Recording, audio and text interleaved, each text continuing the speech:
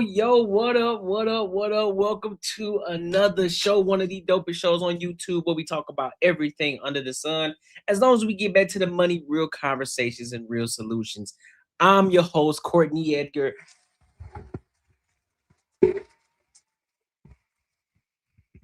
What's good with y'all, fam? How y'all feeling today on this fantastic Sunday? Hope y'all are doing phenomenal. Hope y'all are doing great, man. Listen, y'all already know we got a lot of topics to cover today, but before we get there, make sure you like, comment, and subscribe for the algorithm. And make sure y'all hit the bell notification, all right? So that allows my content to reach more people who like my type of content, all right? So, that being said, also, make sure you become part of the Free Agents Society. Make sure you join the Patreon. Tap into the Patreon, man. I got a lot of things coming. I got a lot of videos that I'm coming. I got a lot of videos that I'm going to be adding value to. So you definitely want to tap into my Patreon. The link is in the description, as well as going to be pinned in the comments as well for this show. So I want to make sure that we lock in. I told y'all before, we need 100 members in the Patreon this year. Before the end of the year, we need 100 members in our Patreon this year. 100 paying members this year. I hope it sounds weird to say that, but that's where all the value is at, is behind the wall. All right. So 100 members this year for the Patreon. All right. So let me go ahead and pin that up in the comments right now. And then we can get started with these topics. You feel me? All right, cool. Now I have that pinned up in the comments, my people. So make sure you tap into the Patreon. Make sure you tap in, become part of the Free Agent Society. All right. So I'm going to go ahead and get into this first topic of today. An older woman who has beat cancer. She beat cancer twice to then get punched in the face by a black man in Tucson, Arizona, and then passes away. So we're going to dive into it, and then we're going to give our thoughts and our opinions. So let's go ahead and rock out.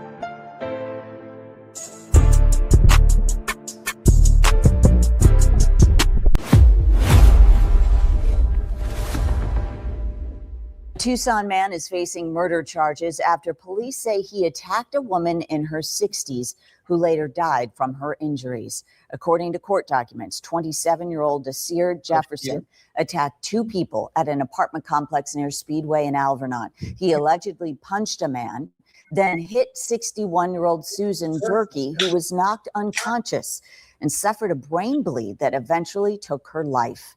Yesterday, Jefferson made his first appearance before a judge. He's been charged with second-degree murder in Durkee's death.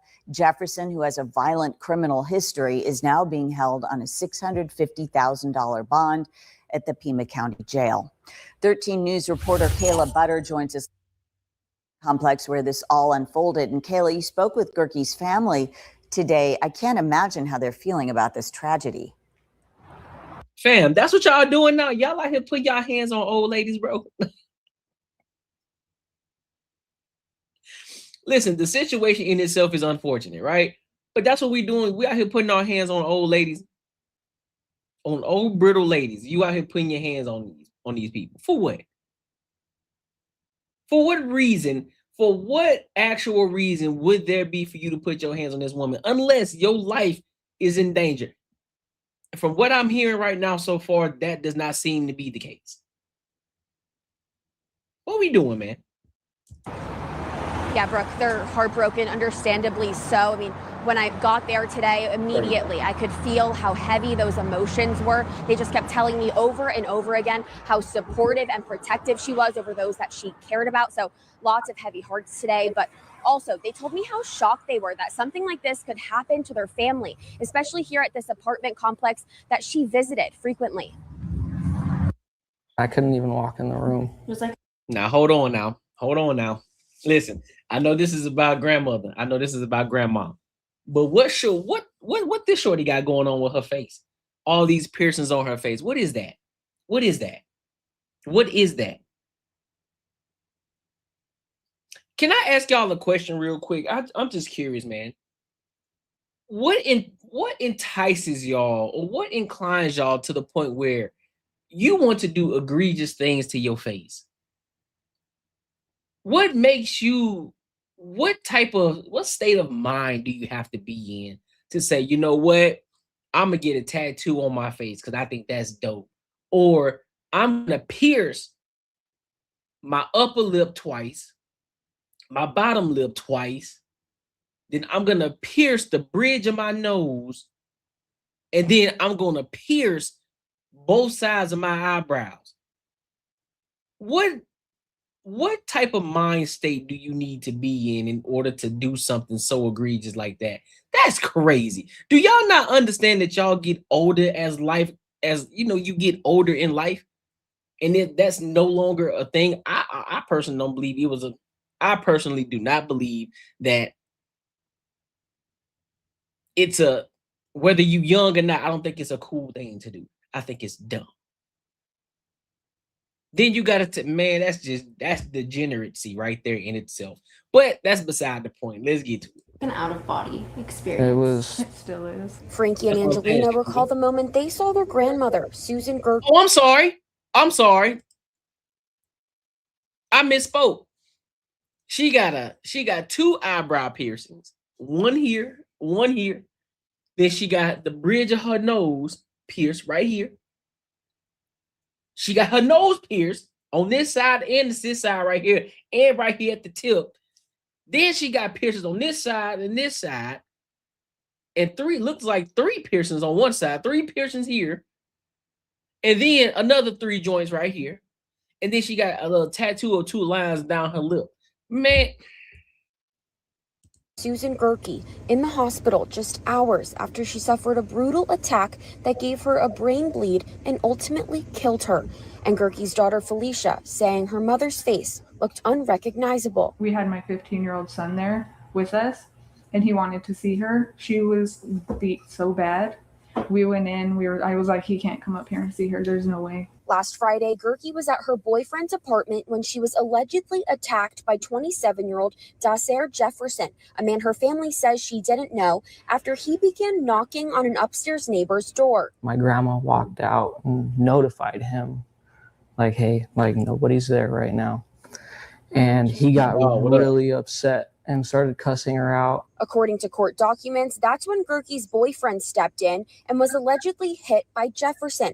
The interim complaint says when Gerke tried to help her boyfriend up, Jefferson hit her, causing her to hit the pavement and lose consciousness. My grandma is not a person that likes being around confrontation. So she probably just wanted to get him up and go inside. Okay, so all right, here we go. So now we gotta play both sides really quick. First and foremost, this is where it's not funny, bro. It's not. But here's the side that we have to play. First and foremost, sometimes you just gotta mind your own business. That's one thing. Listen, bro, you in an apartment complex, you can hear everything, right? You can hear everything. You can hear what people are doing in the next apartment, next door. You can hear what people are doing on the floor above you and the one below you, damn near. So you pay for that. And so you have to, that's what it comes with the territory. Sometimes you just got to mind your business and you got to stay out the way. Unfortunately for this woman, she didn't stay out the way. She didn't mind her own business. She decided to step out and let old buddy know that wasn't nobody there. Now, we don't know the full story of how she said it, but I'm going to give grace. I'm going to give grace and say, well, listen, she probably just stepped out and say, listen, there's nobody there. You continue to keep knocking. You're waking up the people. Cool. That's cool. So, more of the story, mind your business. Now, on the other side, there is nothing there is no excuse. There is nothing in the world that will make me believe that you needed to put your hands on that woman. There's nothing in the world to make you say, you know what, I'm finna clobber this bitch. There's nothing in the world that would make me believe that was something for you to do. Absolutely not. I'm not going for it. I'm not going for it. You deserve, get the book thrown at you, big dog. You deserve every ounce of sit down that you finna get. Every ounce of it. Keep your hands to yourself. If the lady came out and said, listen, ain't nobody, they be like, I bet. Cool, I appreciate it. Sorry for making noise or making a ruckus or whatever, and then you just move on about your day. But now you want to cause issues in the apartment complex because you want to be a degenerate. You want to be a degenerate. So now, oh, I see a white woman. Let me put my hands on her. Come on, fam. It's already bad enough. It's already bad enough. You can't continue to keep helping the case. You can't continue to keep helping the case, and you know what I'm talking about. And while Gerke's family is heartbroken by her death, they're also upset that Jefferson was out and able to commit the crime in the first place, considering he has previous convictions for violent acts. How many innocent people and family members have to get taken before the state figures out that you can't rehabilitate people like this? But for now, they're remembering the stubborn, hardworking, and strong woman who beat cancer twice. She's an old lady that literally worked her whole life to support her family, and that's you know how wild it is to be like, man, listen, I done beat cancer twice, and then God tell you, but yeah, you may have beat cancer twice, and I'm proud of you, but your life about to be taken by a punch. What? I beg your finest pardon. So you telling me I'm gonna beat cancer twice, but then I'm gonna get taken down by a punch? Oh, come on, man. Come on, man. You should have just let the cancer take me out. If that's the case. I'm just saying, bro. I'm just saying that's crazy. The most memorable thing that anybody could do. A woman who was meant to celebrate her 62nd birthday in just a few days and was looking forward to an upcoming retirement. I love and miss all of you. Hope everybody's doing good. Till then, see ya. Bye, kids.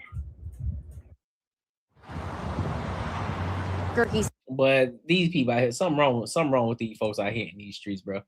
Something wrong with them out here in these streets, man. But listen, if y'all gain any value from this video, make sure you like, comment, and subscribe, and make sure you share this with your family and your friends.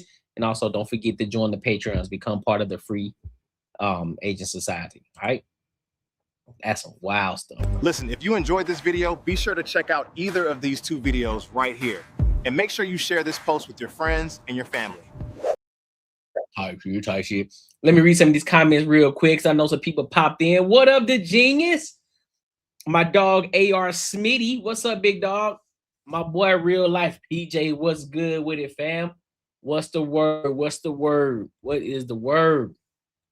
Got Shakita in the building.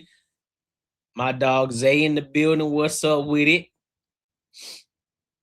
What is the word? Oh, do we want to go to this one first? Huh? Do we want to? You know what? Yeah, we're gonna go in order. We're gonna go in order just like that. All right. So, excuse me. Do y'all remember that OnlyFans model who ended up that was out of Miami, who ended up killing her boyfriend? So she was the OnlyFans model. She ended up killing her boyfriend, who was a black boyfriend. You know, everybody was in the uproar. See, that's what happened when you get you a white woman. When you go over to the other side. Y'all remember that? I think they were arguing in the elevator or something like that. Then come to find out, Buddy ended up getting unalived by her.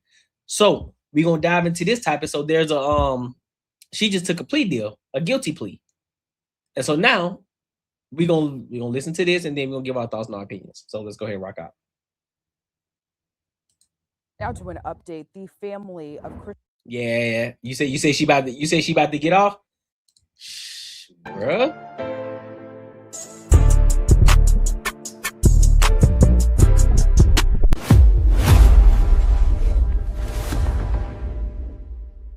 Update, the family of Christian Obumseli is speaking out one day after his girlfriend, OnlyFans model Courtnee Edgar, announced she will take a plea deal in his killing. Edgar is accused of stabbing Obumseli to death inside their Miami apartment. CBS News Miami's Nakaya Carrero is your reporter in Miami as the model will soon learn her fate. The family of Christian Obumseli have been grieving their son's death since April 2022. Through their attorney, they released a statement about Courtnee's decision to take a plea deal in the courthouse behind me. In less than 2 weeks, Courtnee Edgar is scheduled to sit inside a courtroom to learn how much time she will have to serve for the death of her on-again, off-again boyfriend, 27-year-old Christian Obumseli. His family's attorney released a statement Saturday that says, "I am pleased to announce the defendant Courtnee Edgar, the state, and the Obumseli family has reached a resolution that would avoid an unnecessary trial." It goes on to say, the resolution will be made public at a sentencing hearing on August 10th at 10 a.m. Pleading guilty and accepting full responsibility will begin the process of bringing closure to a very tragic, life-changing event for the Obumseli family. This comes one day after Courtnee's attorney made the announcement that the OnlyFans model would not be going to trial as planned. Her attorney said in a statement Friday, the terms of the agreement are not final until accepted by the court. Ms. Courtnee, 30, has been in custody since August 2022 in connection with the April 3rd, 2022 death of Christian Obumseli at the Miami apartment she rented. We will reserve. Fam, listen, real life PJ, that's exactly what's about to happen. She ain't finna go. Listen, she's not about to go away for a long time, dog. She's not about to go away for a long time because the reason was going to be if they would have went to trial, she for sure would have lost and she would have got an extensive amount of time. They would have thrown the book at her. But now because she took that plea deal, best believe, listen, there's not much we can do. But however, if you take this plea deal, we'll be able to get some time off your sentence. And I'm pretty sure she's going to have time served, right? Get you 5 years or so, slap on the wrist, and then you can get back out there to doing your thing and going out there just doing your OnlyFans or whatever it is that you were doing. That's exactly what's about to happen. She already doing time. So she gonna get that time served and watch. She gonna listen. Her sentence is gonna be under 10 years, 100%. Under 10 years, 1000%. A smooth slap on the wrist. That's exactly what's about to happen. Further comment on the specific terms until they are placed on the record before the court. Courtnee is charged with second-degree murder after she allegedly stabbed Obumseli inside an Edgewater condo on April 3rd, 2022. This video shows an alleged confrontation in an elevator. And then look, on top of that, the video didn't even help. The fact that she continuously putting her hands on him. Listen, I got a question for y'all. What makes y'all think? I'm just curious. Are y'all not situationally aware and understanding that technology today, you can rarely do anything without a camera seeing you? You can rarely do anything without a camera seeing you. So in this instance right here, elevator between the pair 2 months before Obumseli's death. We see a woman putting her hands, slapping, doing everything to this man who's trying to just defend himself. He's up here doing this, blocking her and everything. She's slapping, pushing, and doing everything on his elevator. And then come to find out he was stabbed to death. Anybody with the right mind, anybody like my dog Marcus always says, anybody with the brain would know that she probably was the culprit in the situation. She was the aggressor.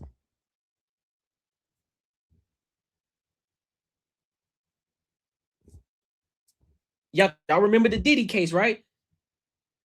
What got Diddy is because Diddy ran down the hallway in a towel and he put his hands on Cassie. That's what got him. If there wasn't no footage, Diddy wouldn't even be in jail. If you want to keep it a buck, Diddy wouldn't be in jail if it wasn't for that video.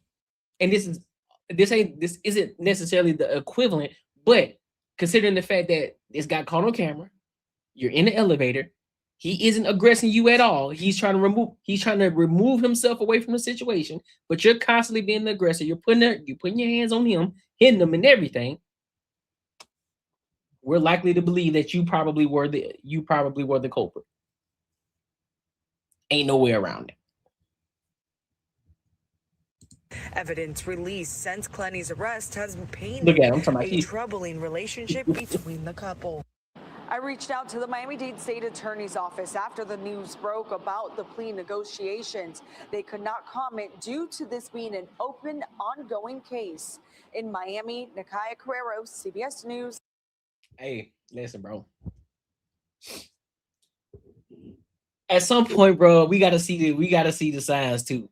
There's always signs. There's always signs. That's why I always preface any woman like, hey, bro, if you feel as if you got to put your hands on me, dog, it's not the fact that I can't defend myself.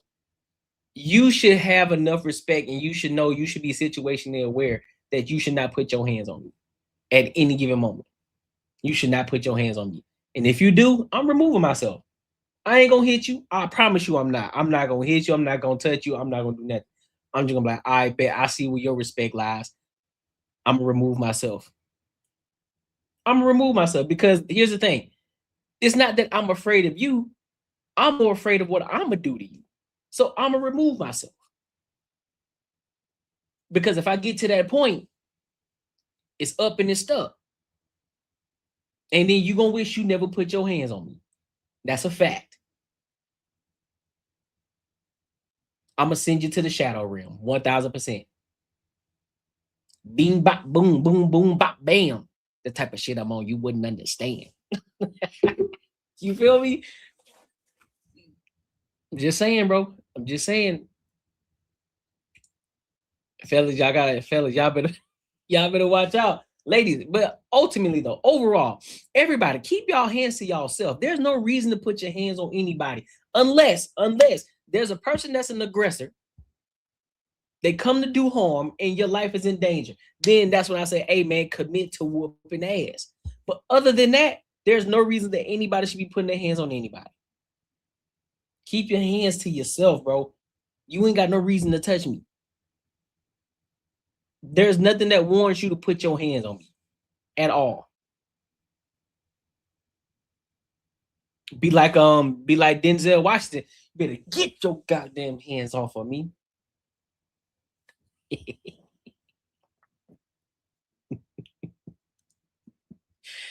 Oh my God. Listen, bro, if y'all get any value from this video, make sure you like, comment, and subscribe for the algorithm. And make sure you hit the bell notification.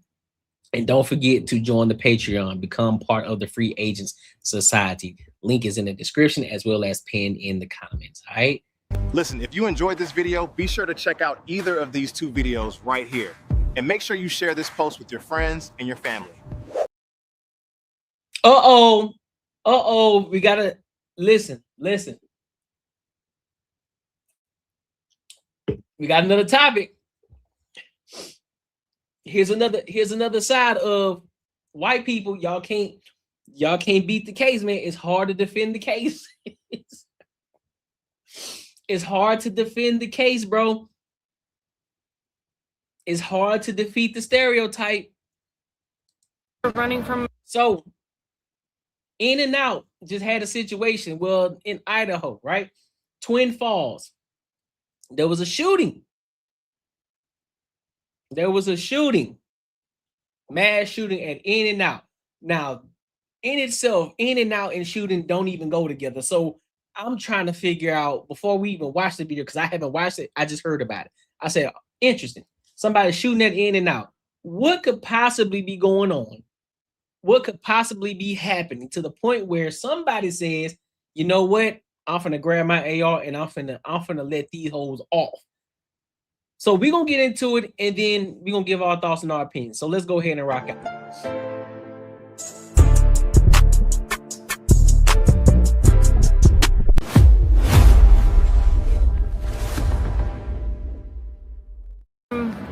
In and out. Call the police. What's happening? What's happening? What happened? What's happening? Shoot. Go. Just go. Go. We start your night with breaking news. A chaotic scene as families ran for their lives at the In-N-Out in Twin Falls after a shooter opened fire, killing 3 people. That gunman is now dead after a quick response from officers and first responders. Twin Falls County units, if you're in the area of In-N-Out, have report of a possible active shooter. At approximately 2:29 p.m. Saturday afternoon, officers in Twin Falls responded to an active shooter. We're getting inundated with calls, reports of multiple people down. We're getting med stage. Jerome County, can you head that way? Upon arrival, more help was requested from dispatch. Any available units, if you can start heading towards In-N-Out Prime Bridge for an active shooter. Dispatch received multiple descriptions of the shooter from 911 callers before the carnage finally stopped. And I have one with black hair, black shirt, black glasses, another blonde hair wearing a white shirt with a red hoodie around his neck, and then maybe a dark shirt, tan shorts.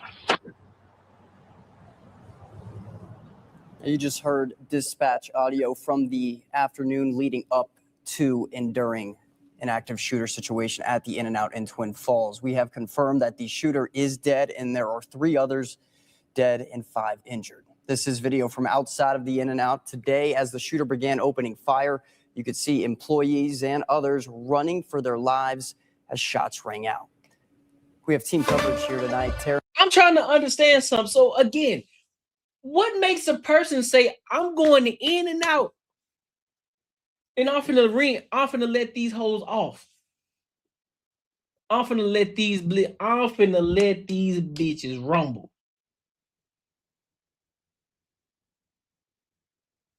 What I need, listen, bro, I need some more insight, bro. I need more insight because I don't understand it. Out of all the places, listen, out of all the places that you can go to, you go to In-N-Out. You got kids, family, old, young.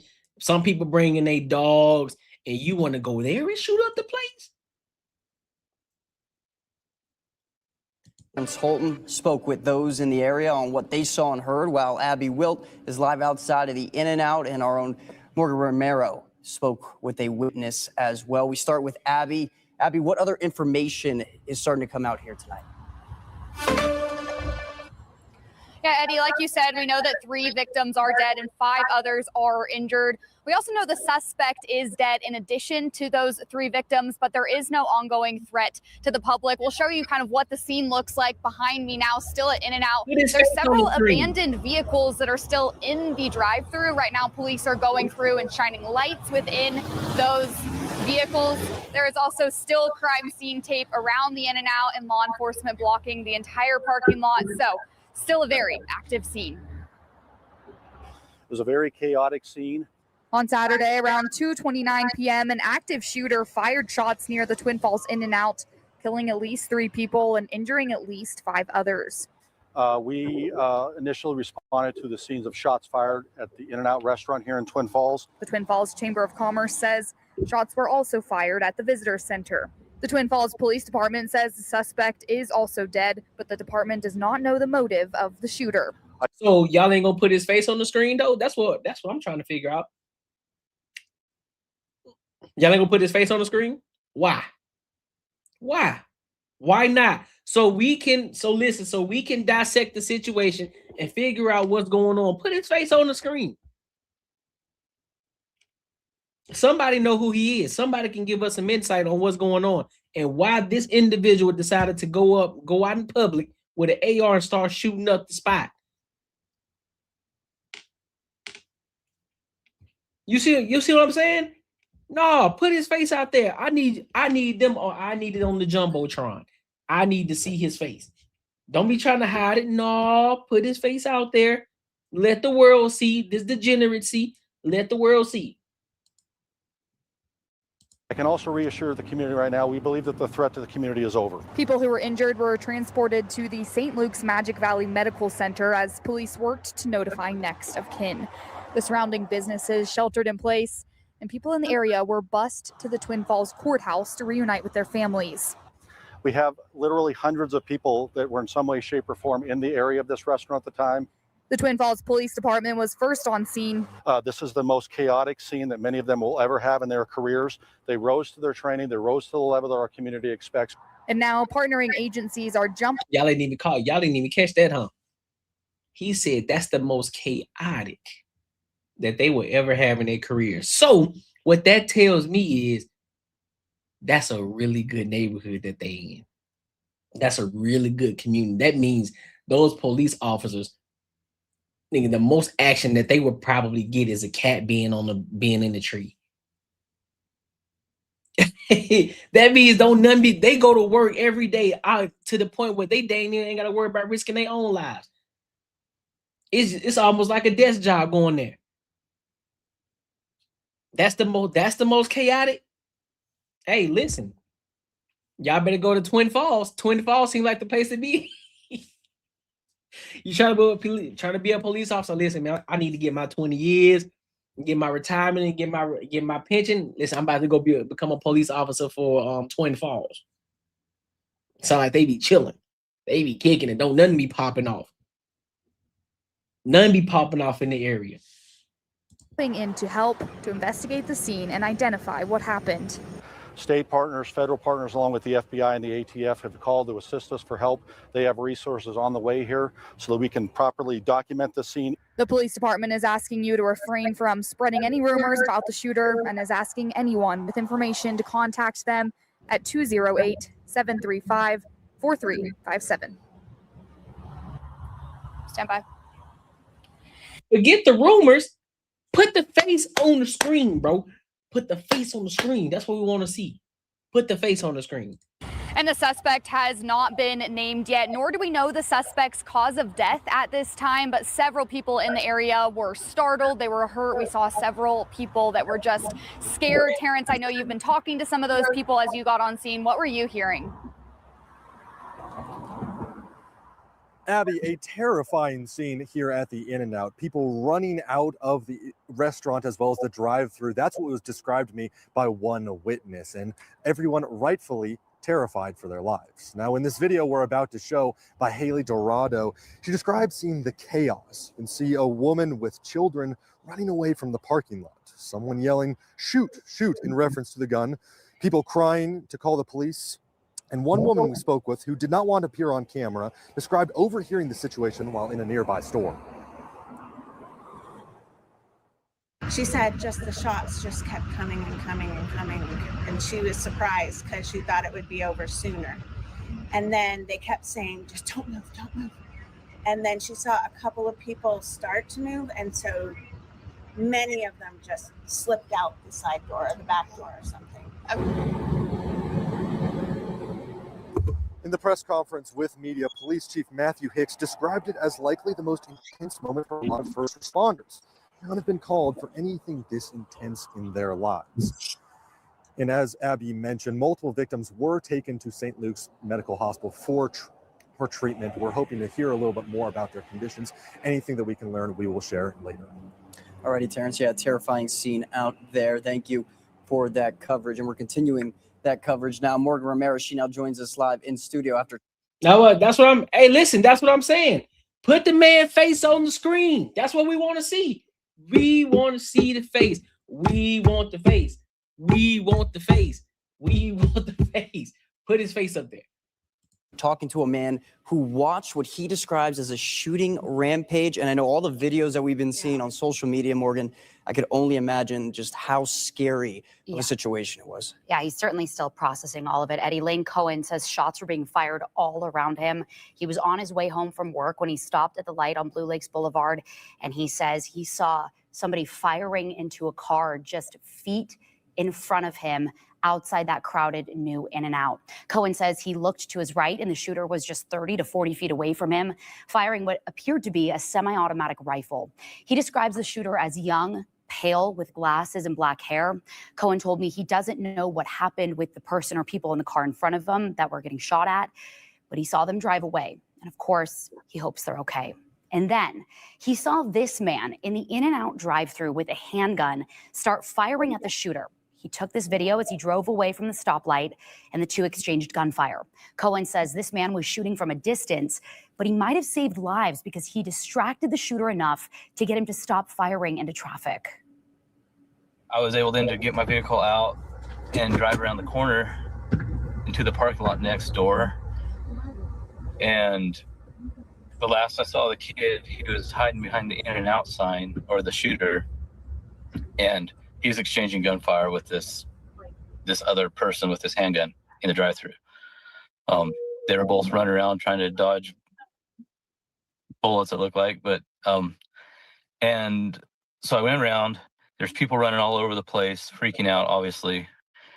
And I park and I run over to the restaurant, and you can see people in the parking lot area. There was this girl that had been shot, obviously.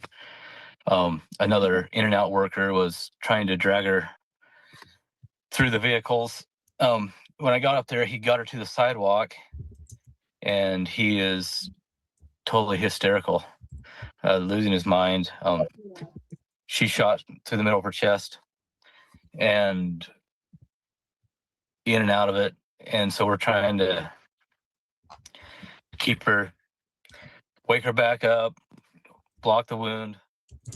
Cohen says law enforcement and paramedics got there really quickly, but he doesn't know how that young In-N-Out worker is doing now. He said the shooter continued to fire rounds aimlessly, without control.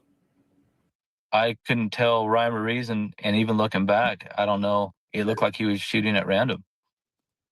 And a lot of shots. We're not talking 5 shots. We might have a picture. I think I got a picture, y'all. I think I found a picture. I think we found a picture. And it looks like it's a, hold on. Let me blow it up real quick. Let me blow it up for y'all. Give me a second. Boom. So that's supposedly supposed to be the shooter.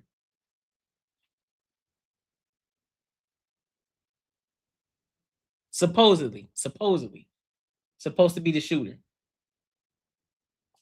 Seems to match. Got the jeans, black shirt, black hair, glasses, and it looks like from what it looks like, it's like he's was in the fire department. He was in. If he wasn't in the fire department, he must know somebody who was. So, still ain't confirmed, but this is supposedly supposed to be the face, the person that was doing the shooting. Interesting.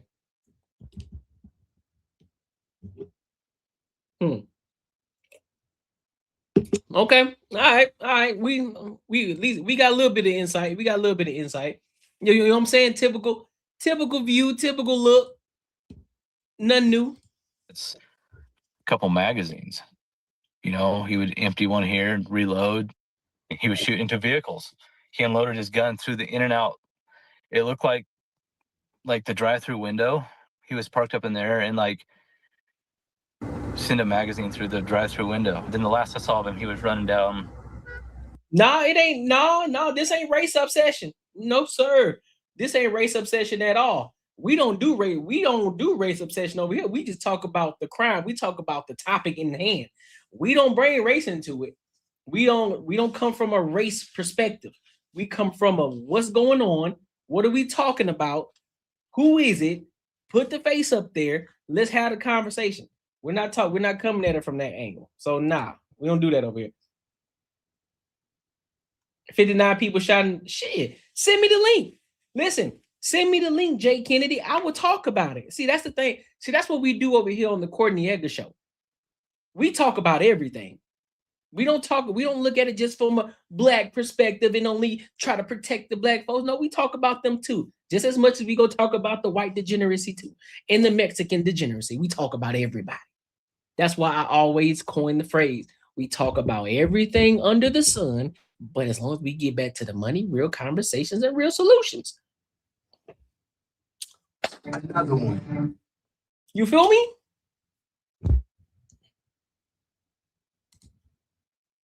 What's up, William Lynch? Down the road further, which is towards the visitor center, which borders this property, kind of. And there was still shooting going on. A Magic Valley native, Cohen is still trying to process everything he experienced, but mostly he feels for the victims and the in-and-out workers forever traumatized after experiencing this. He says he's been thinking about them all day. When this go down, I never thought it'd be even a possibility here. I mean, obviously it is, but you never think it will happen here or where you live. And to be in the crossfire of it all is even more eye-opening. You never know who you're around. When I was in my vehicle and they were shooting across traffic in front of me, I thought there was a good chance I was going to take a round. I was kind of hunkering down. Eddie, as I mentioned, we don't know. Hey, man, it's starting to seem like a trend to me, right? Where all of these mass shootings happening in towns where the towns are small, in these small spots. You don't typically see like mass shootings like that in bigger cities. You don't necessarily hear about them. Like, yeah, you hear shootings and things like that, but we're talking about these type of shooting, these real deal mass shootings, where one person comes out with a rifle and they just start upping the blicky on everybody. They tend to happen in these smaller spaces, in these smaller communities. I wonder why. Are they going crazy? Is there something that they're trying to get away from? Is it like what is it? What drives them to that point? That's what I want to know. What makes you think one day you wake up one morning and you say, you know what? I'm sick of this. I'm finna get to it. Let me grab my rifle, and anybody that get in my way today, I'm upping the blicky on them. I'm letting it off. What state of mind do you have to be in order to get to that point? To go to a public place where there's children, where there's women, men, everybody trying to have a good time. They're trying to enjoy themselves. They want to get them a double. They want to get them a burger, you know what I'm saying, with some animal fries, and they want to kick it in a vehicle and just eat their food. Or they want to go inside, sit outside, enjoy the outside weather, enjoy the outside, and just have fun and have a good time and enjoy their quality time with their family. And then you want to go and mess that up by coming out there just trying to shoot everybody, shoot the whole spot up. What type of mindset do you need to be on?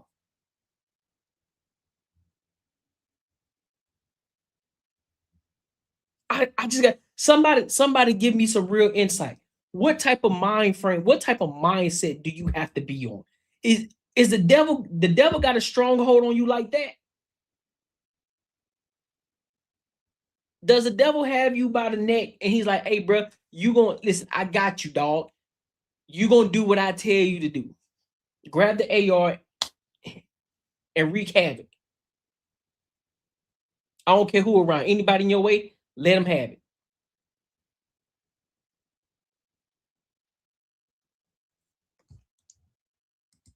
He says these dudes be emotional. They do. They be off their rocker, bro. I guarantee you. Here's the thing. They're going to try to claim it as he was on medication. He was going through something. It was depression. Nope, I'm not going. He was a demon. Nope, demon. I'm not going. Listen, we're not going to continue to keep on trying to coin that. Oh, well, it was the medication that he was off his medication for a while. Nope, demon. At some point, it's just devilish. That's what we gonna call it. It was just devilish at this point. I'm not going for that. We're not gonna continue to keep using medication as a reason why somebody say, well, you know what, I'm just gonna go and get my AR, and because I was off my medication now, I'm just gonna go shoot up the place. So that no. Because you got, from the time that you decide to wake up to the time that you grab your AR, to the time that you get that AR, you put it in your vehicle, to then get in the car, crank that joint up, pull out the driveway, and then drive to wherever it is that you're going to go to shoot up the place, to get out the car, to then get the blick and then up that joint. Nah, fam.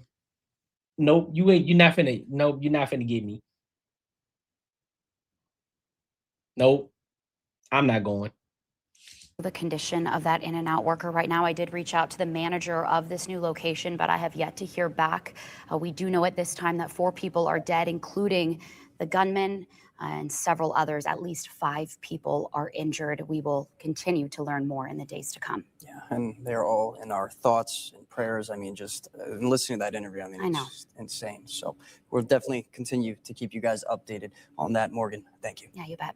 But ultimately, though, prayers up for the families, though. Prayers up for the ones who have been traumatized through that situation. It's a traumatic experience. Pray for the families who did lose their loved ones.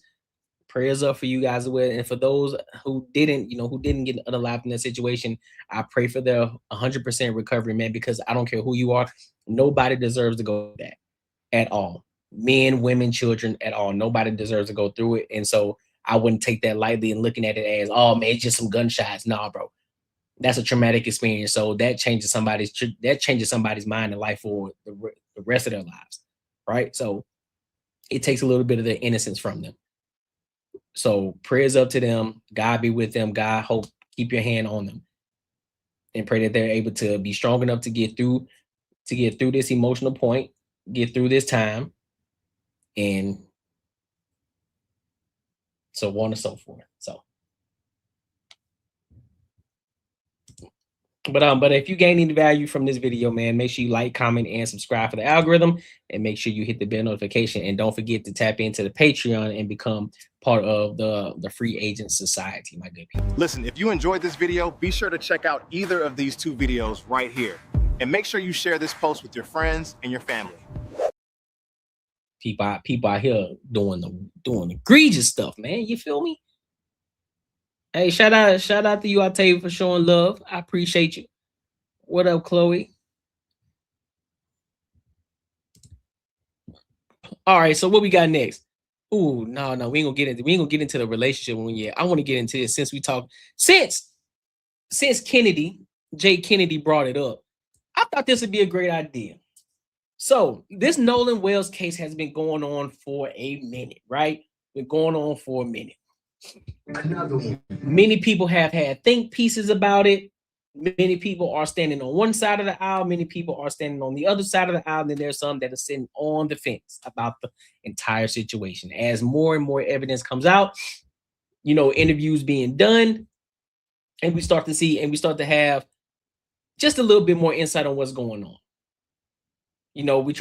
People are saying that Ben Crump, they just, they there for the visibility. They're not really trying to help, because they always seem to just glorious pop up when it's a white versus black situation, but they never tend to show up when it's a black on black, right?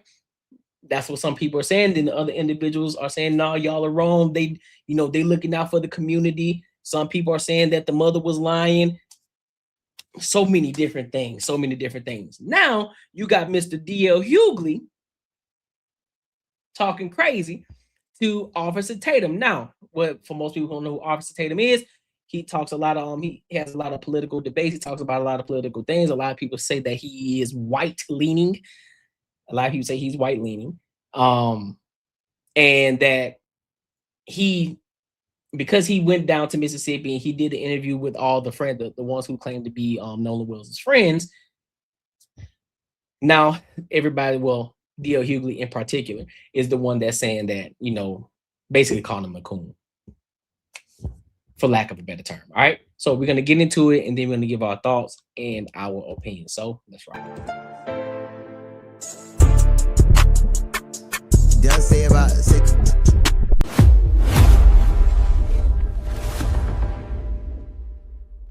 getting death threats. Right. Ain't nothing more Mississippi than threatening black people for nothing. I don't understand what we don't trust you because you've proven to be untrustworthy. Your governor has never said anything, and when he does say something about what's going on in Mississippi, the first thing he really talks about, if any significant to any significant degree, is to malign Ben Crump and Al Sharpton. It sounds like outside agitators, right? It sounds like what they used to say before. Right. It's interesting that Brandon Tatum is welcome in Mississippi when Ben Crump and Al Sharpton are not, for the exact same reason that Stephen A. Smith is welcome at ESPN and Ryan Clark are not. Is not. Anybody who says or asks questions, you talking about a state that got mad because niggas tried to read. And now the new extrapolation of that, the new extension of that is people having internet. So what is it? Why would I trust you? I don't know what happened, but I do know this. Maybe the hang up for me is that they keep bantering, throwing around this word friends. We were his friends. We were his best friends. Who was it? This young man this young man right here. If Nolan could dig himself out of his grave right now, he would. No doubt. Nolan would be livid is an understatement. Nolan would never want anything pursued this way at all. I think he would be really upset with his parents about how they went about the situation. I think he genuinely would. I don't think he wouldn't support it. I know that for 110%. I know he wouldn't support any of it. Best friends? Like I was told the story on the radio earlier this week. I had a best friend, a good friend of mine named Kevin. And Kevin and I were best friends. We would get into it all the time. 16 years old, he had a great job, moved in with this girl. The girl had a kid by somebody else. There was always friction. One day, Kevin asked me to get his back with him. And normally I would, but this time I got so mad at him and told her to leave the girl alone. We had a fight. An argument ensued. I'm like, fuck you, go. And Kevin got killed. And I was so hurt by that. And a lot of people in the neighborhood, I remember, I told the story on the radio, a dude named Roger said, you let that boy to drown by himself. My mother didn't want me to go to the funeral because she thought that the people were they were so mad at me. She thought they were going to harm me. He was my friend. And I had to say, because if that's your friend, that's the last time you're ever going to see him again, ever. Ever. But these young people throw friend around. When you are grown and you understand what the value of a friend, you understand if you have 5 good friends, you have been blessed. Okay, so what's your point? I'm trying to understand it. So what did he say? What did he say that was wrong? He was speaking for his friend. So if the guy said that he was his friend and he knows him well enough to understand what he would do, then what's the point that you're making here, D.L. Hughley? Because apparently, based off of your story alone, you the one said that this guy that was your friend, you said F you and all that, and next thing you know, he ended up getting unalived.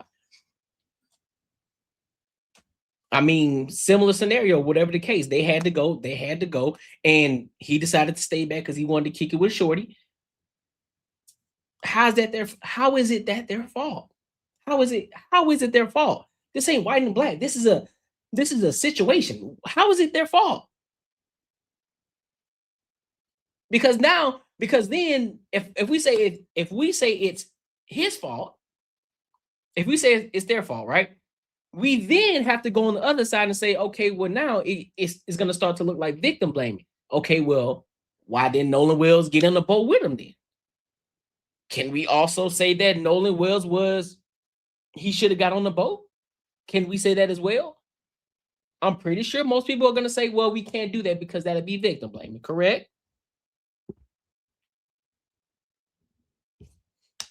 I'm just saying, I'm just asking the question. Help me to understand. And I had to go say goodbye. The fact that you weren't compelled to say goodbye to somebody, the fact that you didn't have any grief or lament, the fact that you couldn't even access and try to ascertain what part you could have played in it, lets me know I'm not saying they're guilty, but wasn't one fucking friend in the bunch. Not one of them are friends. They can say acquaintances. They can say I was cool with. They can say team was. You can't tell me a friend. You can't call yourself a friend. Okay, Octavian, one thing that we don't do, we don't judge in the court of public opinion. That's what we don't do. We don't judge in the court of public opinion because think about it. If you have kids and somebody said that your sons did something,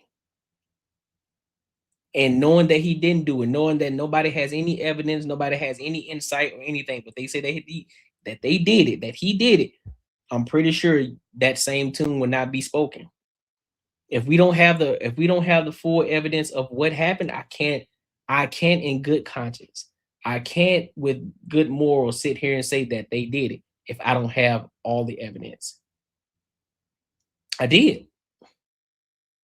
Still can't, it still doesn't, because look, somebody doctored it. Some of it was doctored.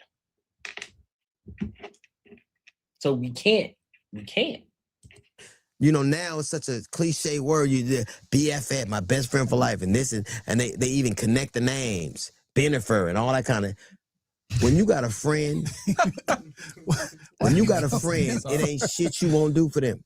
True. I'm talking about a friend, and not one of them have done anything. I think the problem we're having is that Mississippi is Mississippian, and they're mismonitoring friends. None of them have acted friendly. Okay, let me see. Let's go back and listen to it. Let's see.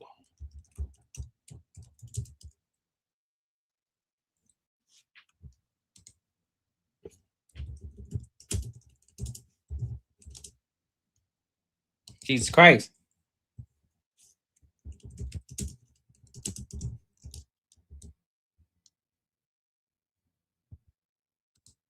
Let's hear it. Let's listen in.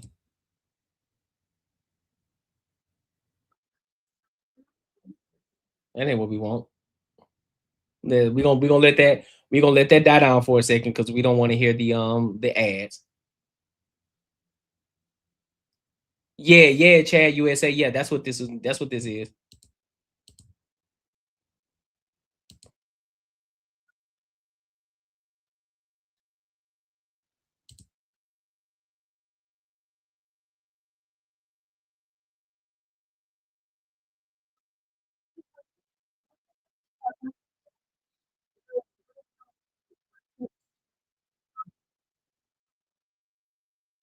We're thinking, can you all please come? We have a membership. All right, of course. How far is the water coming up, sir? Can you give me a description? Ankles? Hello? Hey. Yes, how far is the water coming up, sir? It's coming up. We're just thinking. I don't know. Like we're going down now. All right, well, let's get you going. Membership number or phone number listed on the account, sir? I don't know the phone number. It's either. I think it's. Try that. All right. I know we have a membership, like guaranteed. I don't have right, the tag unless on you here. have a It got ripped membership off. number or anything, it's okay. I'll get you over to the captain. What's the best phone number to reach you at? Reach me at All right, and is everybody on board in good health otherwise? Yeah, everybody's How on many? board. All right, do you need the United States Coast Guard? What? Do you need the United States Coast Guard? No, we do not need that. All right. All right, do you have your current GPS coordinates? Let me go look. If not, I can send you a text message.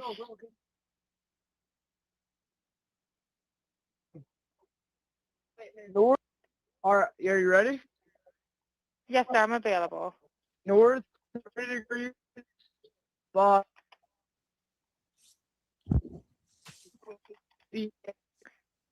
4672.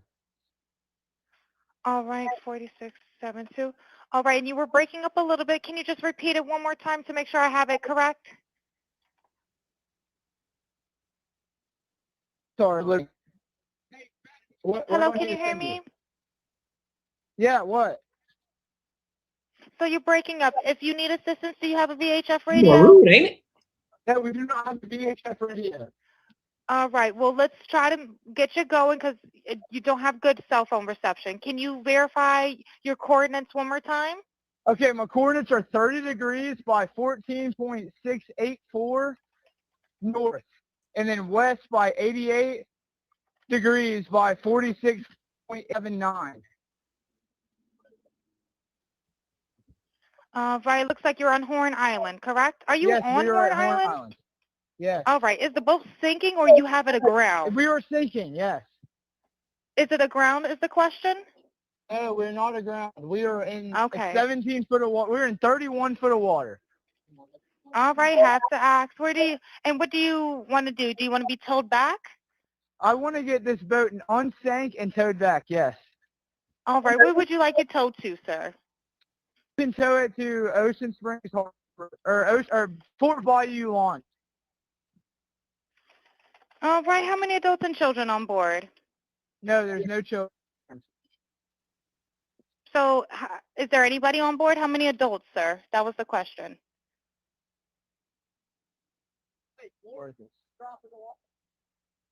Hello, can you hear me? Try to jump in and pull the plug while you're going. Hello, sir. Hello. Yep, I just need you to answer these questions so I can get you. So right now it sounds like there's a lot going on. He trying to keep himself calm while the boat is dang near sinking at the same time. She asking a ton of questions, and I'm pretty sure the guys in the back are doing whatever they're doing. So he's trying to get their attention and get them off the boat. I can understand the situation. I can understand the situation so far, but nothing alarming so far that I'm hearing. Over to the captain. Okay, How many adults on board? So, there are 0 adults on board. There's nobody on board the boat? No. Nobody right. here is over the age of 21. Sir, that was not the question. Is there a person? Is there a person, a living individual on the boat? Well, he did say no. There's nobody on the boat. Hello? Is there a living person, someone breathing on the boat? Is there anybody on the boat? Yes, there's lots of people breathing on the boat. All right, how many people, sir? Like 7. All right, thank you. Does everyone have life jackets on or available to them? Yes, we have life jackets available. All right, verify what boat's sinking. A Triton, 22-foot offshore, 22-foot Triton offshore sea flight hull. All right. All right. Please hold. I'm transferring you to the local captain now.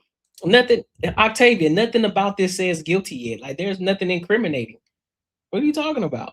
There's nothing that says incriminating about this yet. Nothing. He isn't. He's just frustrated because there's a lot. You can hear the frustration in the voice, of course. And then to add fuel to the fire, there was also alcohol involved. So yeah, there's a lot of different things going on. Okay, thank you.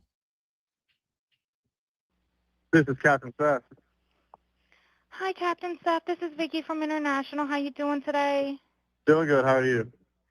Good, good. I apologize ahead of time. I really do. You're going to have a fee for service come up under. Okay. It sounds like a bunch of kids on board on Horn Island. He's letting me know that his father's a member, but he can't give me any information. And he's saying the boat is sinking, and he's on Horn Island. It's just unfortunate. He's just a kid. There's a lot going on. So Right. he said there's about a lot of people on board. He says he thinks about 7. I'm guessing they're all under 18. Okay. And I'm not trying to be rude. He wants you guys to go out there and unpump the boat and then tow it in. Do you know what kind of boat it is? He said a Triton 24-footer, but that's all he can give me. Okay. All right. Yeah, I just actually got off the phone with his grandpa, who I'm guessing is the owner of the boat. And he said, okay. I just hung up with him. He said that they don't need any help right now, but if something changes, he'll call me back. So Oh, I'm guessing that they may have figured it out because that's what he said. So they're in a panic and their boat won't crank. yeah, they're in a panic. He's saying the So- bilge is not keeping up. I asked for Coast Guard. He said no, but he's just really upset on the back end. And, you know, I get it. It's a Okay. kid. He just doesn't understand. Oh, okay. Do you still have him on the line? Yes, I still have him on the line. And again, I couldn't find, he couldn't give me anything regarding his grandfather's, you know, membership. So it's just under fee for service. Okay. All right. Yeah, I just talked to. If you want to, I mean, we're so tied up right now. We can't really do any non-member jobs right now. Is he a member?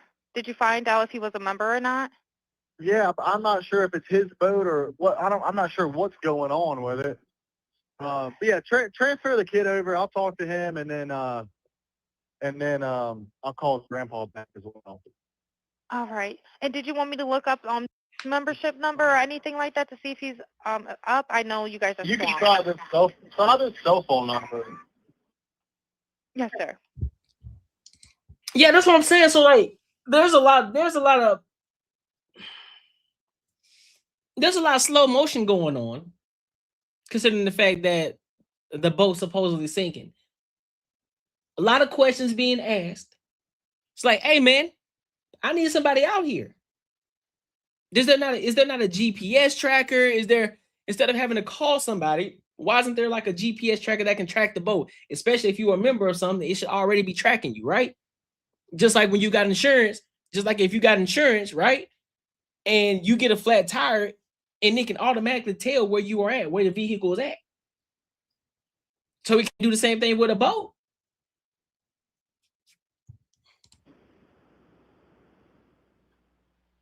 Anything on his phone number? All right. Yep. Yeah, he's an active member. Hold on. What kind of boat do you have on there? No, I don't, McDowell. I don't find it suspicious because I've done that before. I've had a flat tire before, and they reached out to me and said, "Hey man, do you need help?" Nah, I'm good, bro. I did call the insurance because I thought I did, and so they hit me up. I said, "Nah, actually, bro, I don't even need the help," and I changed the tire myself. So I mean, it happens. So I'm not looking too far deep into that. Same boat. Yeah, he's one of your members. Yep, 22-foot Triton. All right, I'll just disregard this one. I'm gonna send you over an accurate one under this one. Okay, he's one of your members. You'll get in a couple minutes. Okay. Okay, perfect. All right, and yeah, just transfer this kid over whenever you get a chance. All right, transferring now. Thank you again, Captain. All righty. Stay safe out there. It's crazy. Have a drink. Oh, it's wild. All righty, thank you. Thank you. Bye-bye. Bye-bye. Hello? Hello? Are you there? I apologize. I will be disconnecting due to lack of response. Okay, in this video, I didn't hear anything. I didn't hear anything that's incriminating. We all can build up suspicion or a certain narrative, but I personally didn't hear anything that says, "Oh, they're guilty." No, there's not enough. Nope. Can't get me. Not finna finesse me out of that one. None of them have done the things that we associate with friendship. Right. They held on to the phone. Right. I think they're being advised or just told you can't be there. Except when Officer Tatum comes through, they've been welcomed to an interview. I would say this: when you hear what I feel wet, my ultimate goal, first and foremost, here's my thing. My ultimate goal is to get down to the bottom of the situation. I want to get to the bottom of it. I don't care if they're black. I don't care if they're white. I don't care. I want to get down to the bottom of what happened. The crime. I care about the crime. What happened? That's what I want to know. I don't care about the narrative of what we think is happening. I don't care about the speculation of what happened or who did it. I want to know who did it. And us speculating don't help. Me speculating doesn't help the situation. Me speculating does not help solve the crime. We go by what we know. We go by asking questions and figuring out and getting down to the bottom of the situation. So that way we can get true justice, not based off of what we're talking about or what D.L. Hughley's talking about. Oh, well, what about the history of Mississippi? Cool. Bruh, I went to school in Mississippi my freshman year of college. I lived in Mississippi for a little bit. So I understand what's going on out there. Now, fortunately enough for me, I never came across any situation like that happened. Also, I was born and raised in Alabama. So listen, I'm not naive to the situations at hand here, but everybody in the South ain't racist, bro. Let's keep it a buck. We understand what happened in Mississippi. We understand that those things happened back then, but I'm not going to continue to keep using that as fuel to speculate and think that, oh, well, yeah, they're guilty because what happened 30, 40 years ago, I can only go based off of it. Nah. Because how many cases have there been where they got it right? We keep talking about what you did wrong, what happened here. Okay, what about when the justice was served? That was right. It was the right verdict. We don't have that conversation, so I'm not going to speculate. If we can sit here and say, well, what about this time here? This person here he definitely was innocent, but he got found guilty, or she was innocent, she was guilty, but she got found innocent. Okay, bet.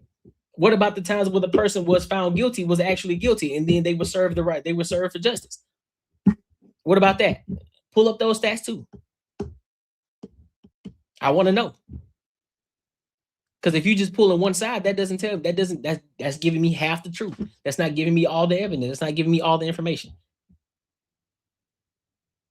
That's why I don't do court of public opinion. I don't do it. Because I then have to put myself in those same shoes. Like, what if I was in a situation like that and I know I didn't do something, but everybody's pointing the finger at me? Now, we can sit here and say, listen, bro, the way that it looks, it ain't looking too good. We can say that. That's cool. Now, listen, I'm not saying that you're guilty or you innocent, but hey, the way that the information is holding up right now, it ain't looking too good. However, you know it deep down inside, you ain't do nothing, you ain't have nothing to do with it. So I would want people to do the best, go to the best of their abilities, to go down to the depths of hell to figure out what the hell happened. Because I know for sure I'm the only one who can know that I didn't do this. So I would want people to do the same thing. So that's why I do the same thing for other people. I'm not going to say that they're guilty until we get the confirmed evidence. I'm not. Regardless of what spidey senses are tingling, regardless of what my gut is telling me, I'm not doing it. We don't have all the logical evidence. That's the thing. We don't have all of it. We have some of it. And so if some of the evidence can look at it and say, might be guilty, cool. But we can't say that they're guilty. We can say, hey, it's leaning towards this way, but I don't know yet. It's a difference between saying, oh, yeah, they guilty for sure. It's a difference. They have a scrubbed audio, right? So this is a scrubbed audio.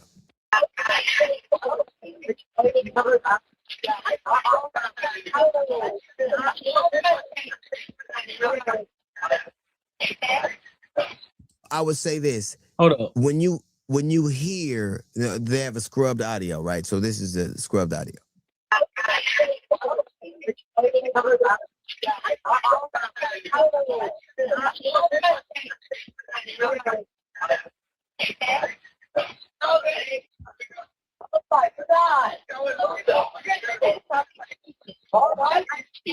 Hey, we're at the west tip of Horn, and our village pump stopped working. We're sinking. Can y'all please come? We have a membership. Shut the fuck up!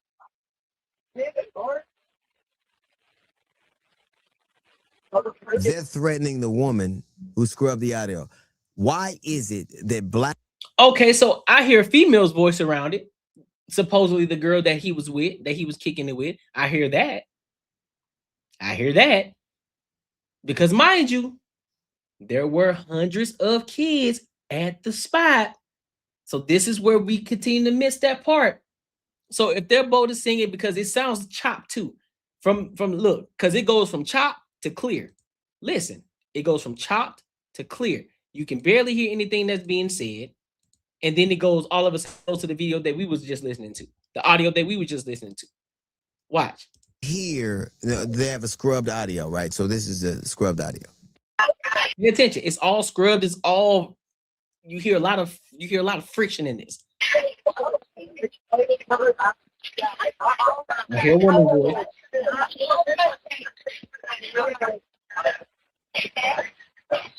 That's the woman saying, "Is he dead?" Yeah.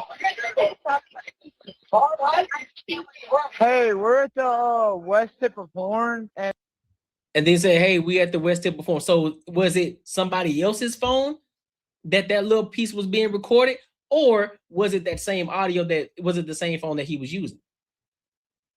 Because all of that sounds too clear.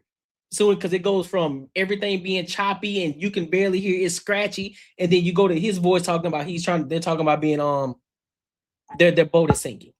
So what happened? our bilge pump stopped working. We're sinking. Can y'all please come? We have a membership. Shut the fuck up! All right, Octavian.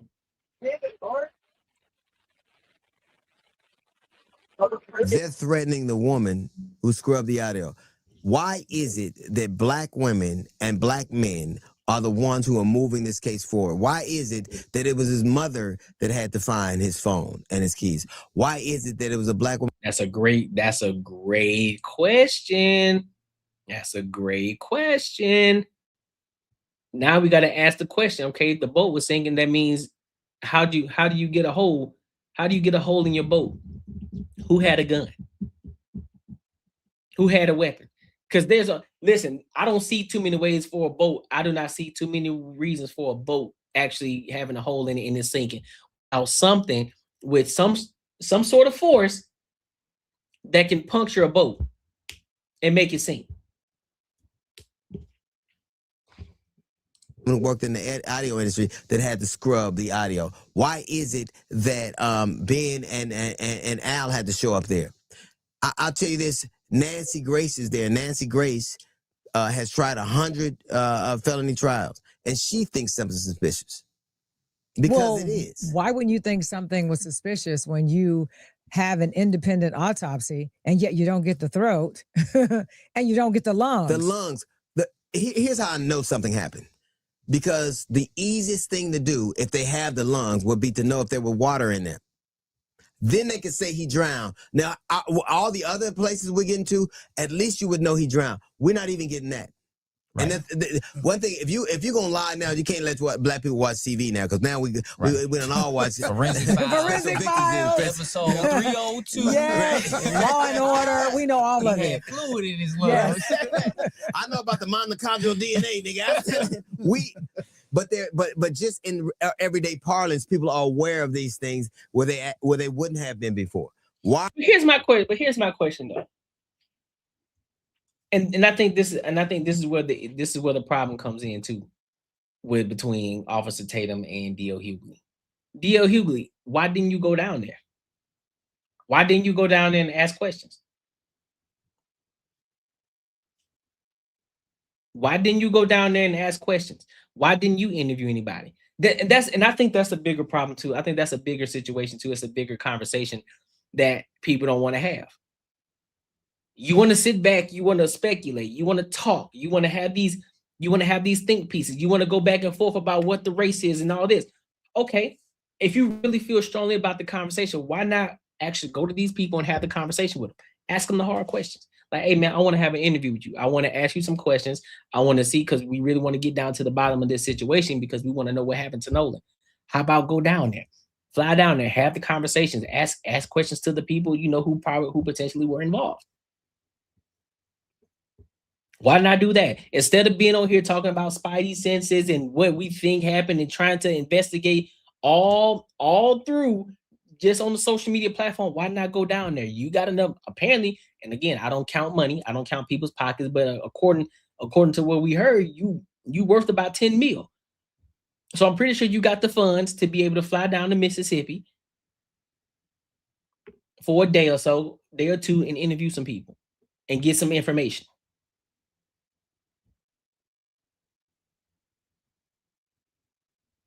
I'm just saying. Because if y'all feel that strong about it, if y'all really are that strong about it, go down there and ask questions. Go and touch some grass. Go out there, put boots to ground, and see what's up.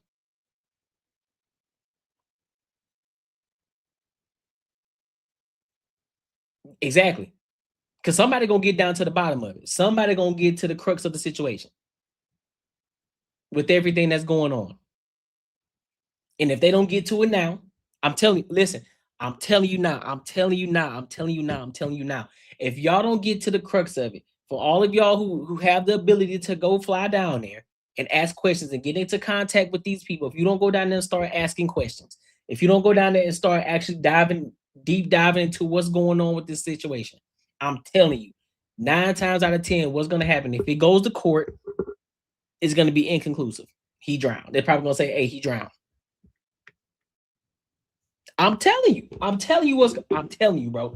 Nobody's going to get found guilty.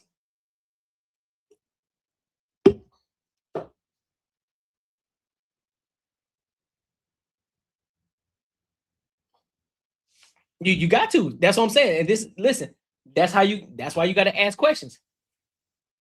That's why they have to get down there. Instead of getting on here, he should fly down there and ask, because Brandon Tatum already did. Brandon Tatum already a step ahead. Hey, let me fly down here. Let me actually go see these people and have these conversations. Let me reach out to some people and ask some people some questions who were involved or potentially involved.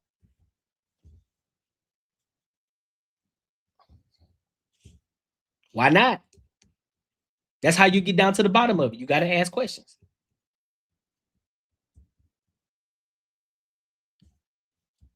Then you look at the audio. I don't even trust the audio. Oh, well, the audio says that is he dead? Okay, cool.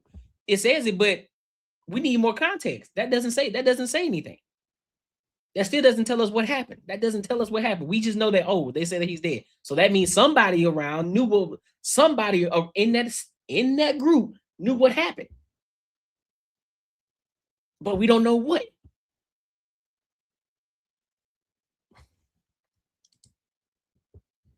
Why am I telling Adam to go down and ask questions that the police and should do? Okay, because you're talking about should-isms. Brandon Tatum's not an actor, but he went down there. Because what you don't understand is that what? People who have influence, they have influence, right? He has a platform where he talks about politics, he talks about justice. So you're telling me that he shouldn't go down there and ask questions because he has a lot to say? He has a lot of things to say about what's going on. So why not?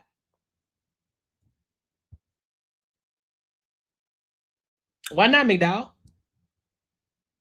Oh, you think just because he's an actor that he shouldn't go? But yet he's feeling real strong about this conversation and has real strong feelings about Brandon Tatum? That's what you're telling me? Just curious.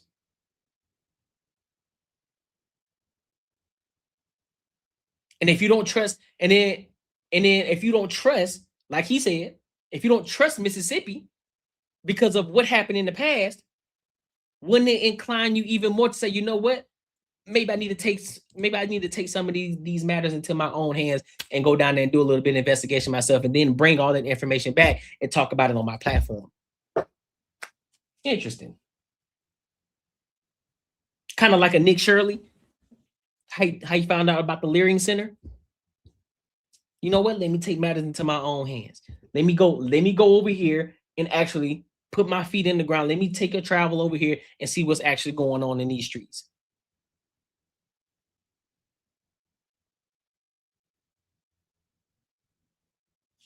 Exactly. But again, you're proving my point. You're saying we all feel strong about it, but to go down and ask questions that we as the public or expect from public service workers ask questions as long as it's not stupid ones. Again, you're still missing the point. You're talking about what should happen. We both are, technically speaking, we both are talking about what should happen, right? Yes, officers should go down there and ask questions.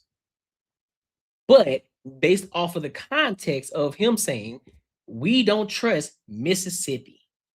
We don't trust based off of what happened back then, and from all the justice system. We don't trust that justice system. So why would you try to trust it again by allowing the police to do their job?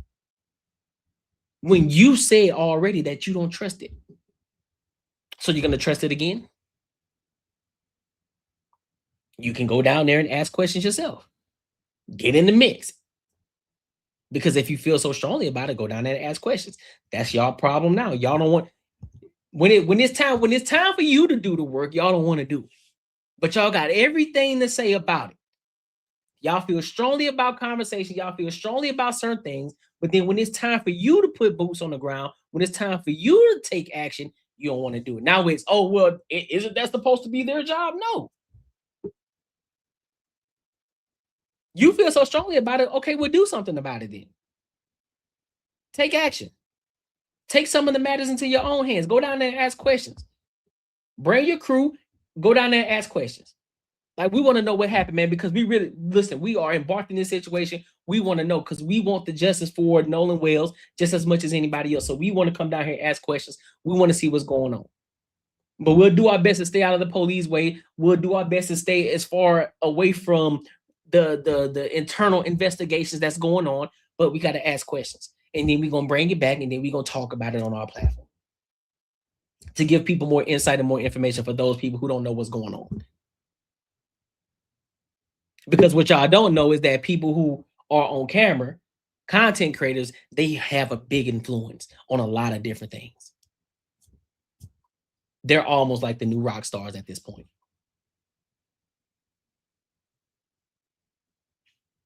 Who's a shield for the white man? Who is? You tell. You know what? Let me keep playing this video. Why are you holding on to the key? We can tell if something happened to his throat. We can tell if something happened to his skull. We can tell if. Okay, that's fine. You don't got to trust the United States. That's why you take matters into your own hands. And listen, you can either do what you do in the United States of America, become the best version of yourself, get to this money, become rich as you possibly can in America, or you can go to a third world country. Ain't really much you can do.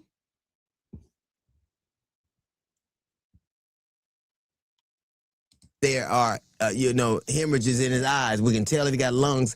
Why is it that you're holding on to things that really get to the heart of what happened to this young man? And I also think the biggest question is, why have investigators not pulled these kids together and spoken to them? That's what I don't understand. You have the audio, like you said, the scrubbed audio, where they called in to say that they were sinking, but you can clearly hear that their friend is in distress in the back, but they never mentioned it to the operator. And you know what they never did? They never challenged that was the case.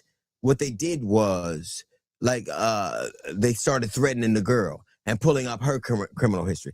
Nothing. Mississippi is Mississippi. Right. And the thing, everything is going the way it usually does. They say now black people are more diligent. The first thing they said was, what about all the black people that killed black people in Chicago? That's the first thing they say. A lot of them go to jail. A lot of them go like, if they instantly try to devalue our lives. So we'll go, oh, it's okay now. What it is all of us have children. A lot of us have children, and to have a child come up lost with no answers is a pain that no one should have to go through. And as a matter of practice, this state and other states in America have a tendency to do it by rote. And this time, no. This time, no. Remember that if you are going... That's why, and this is exactly why, go down there yourself and ask questions. Go down there yourself and ask questions. There are still cases out here today where it was black on black crime and the person still ain't been caught. I literally just did a video of an old lady, a black woman who got shot because she was serving food, and guess what? They still ain't found them. They still ain't found them. It didn't go viral. Nothing went viral. Nobody talked about it but me. I talked about it. But it's a big deal when it's a black and white. When it's black and white, it's always a big goddamn deal. Every time. But here's the thing. In every proximity, Every proximity, even in white, guess what? There are more white on white crimes. Of course there are, because it's proximity, right? Just as in the black community, it's black on black crimes. Always. You're gonna die by the hands of the people that you are in proximity with before the other race. That's what happens. When you're in proximity, if you're a white person, then you're in proximity with a whole bunch of other white people. Guess who's most likely to kill you? A white person. If you're a black person, you're in the vicinity of a group of black people, guess what's gonna happen? You're gonna die by the hands of a black person. Just as in the Mexican community, just as in the Asian community, that's how it is proximity. Nobody talks about it. Nobody's in the uproar about it. But the moment you go white to black, makes the national news. Everybody talking about it. Everybody doing think pieces about it. Everybody want to be, oh man, you got to protect all black folks. Okay, well, do this same shit when it happens in the community. How about you do that? Did Nolan Wells deserve to die? No, absolutely not. And that's not what I'm arguing here. I'm not arguing that at all. No parent should lose their child. But the moment that y'all make it about race, that's when it becomes an issue for me. We stop talking about the crime in itself. Oh man, see, that's what happened when you in Mississippi. Things happen. You in the Mississippis. It's Mississippi. You know what happened back then in the days. Then you try to bring Emmett Till into it, bruh. That was years ago. Years. None of y'all were even alive when that happened. What even thought of? Some of y'all parents weren't even alive at that time. And y'all still trying to use that as a crutch. You don't even know the full, you don't even know what actually happened. You don't even know if it was racially motivated. You don't. Too many things were going on. Multiple people around. Alcohol was involved. You on the island. Boat sinking or whatever the case may be. Whether we know it happened before or after, we don't know. Phone left on the boat. Okay, boom. He decided to stay back with the girls. Kick it with some shorties. Or a shorty. Now you leave the lungs. Now you leave the lungs and the throwback. So yeah, there are a lot of questions that we have. It's like, hey, bro, there's too much going on. What's going on? Can we get to the bottom of what happened? Can we get to? Because we want justice. We want everybody. I'm pretty sure everybody who has a heart, everybody who has moral values, no matter what side of the aisle you on, whether you're black, white, orange, green, or yellow, you want justice. We want to know what happened to the man. And we want to know, we want to make sure that justice is served. But we're not going to say justice is served just because we think we got Spidey says, oh, well, you know, it's racially motivated. So yeah, I know that they're guilty. No, we need the evidence. And we need the evidence fast. We need to know what's going on.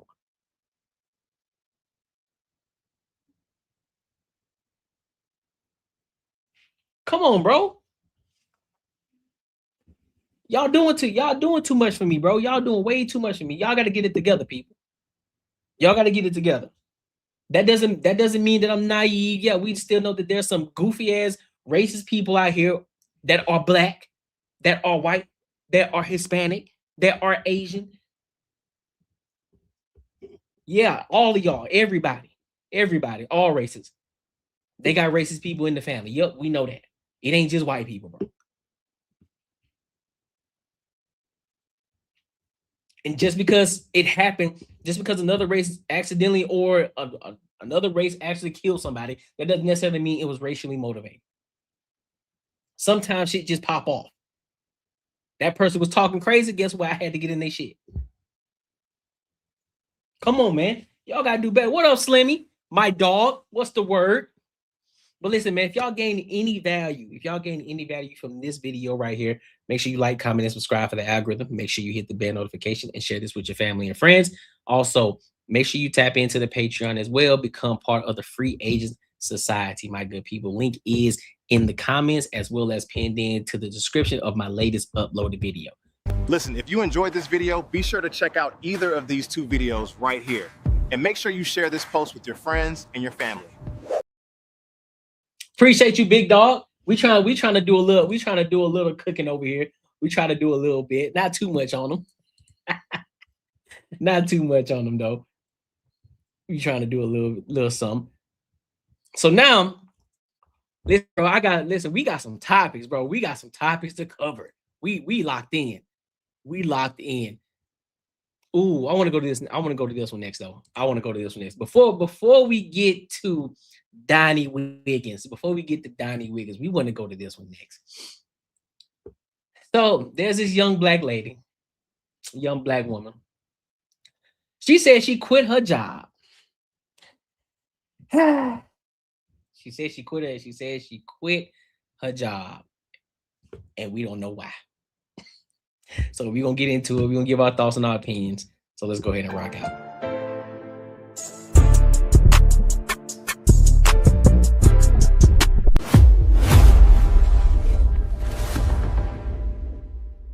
My job, no backup plan, nothing lined up, no safety net.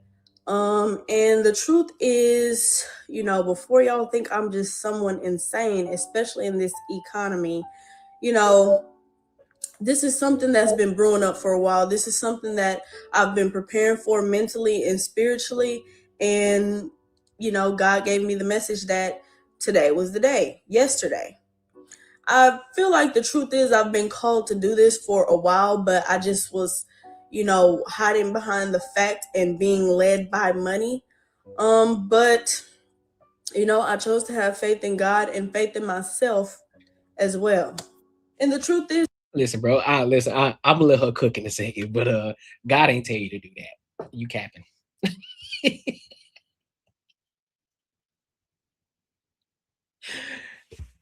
God ain't tell you to do that. God ain't tell you to do that. Listen, who you got in your corner? What kind of people you got in your corner? What you mean God told you? What you mean God told you to leave your job?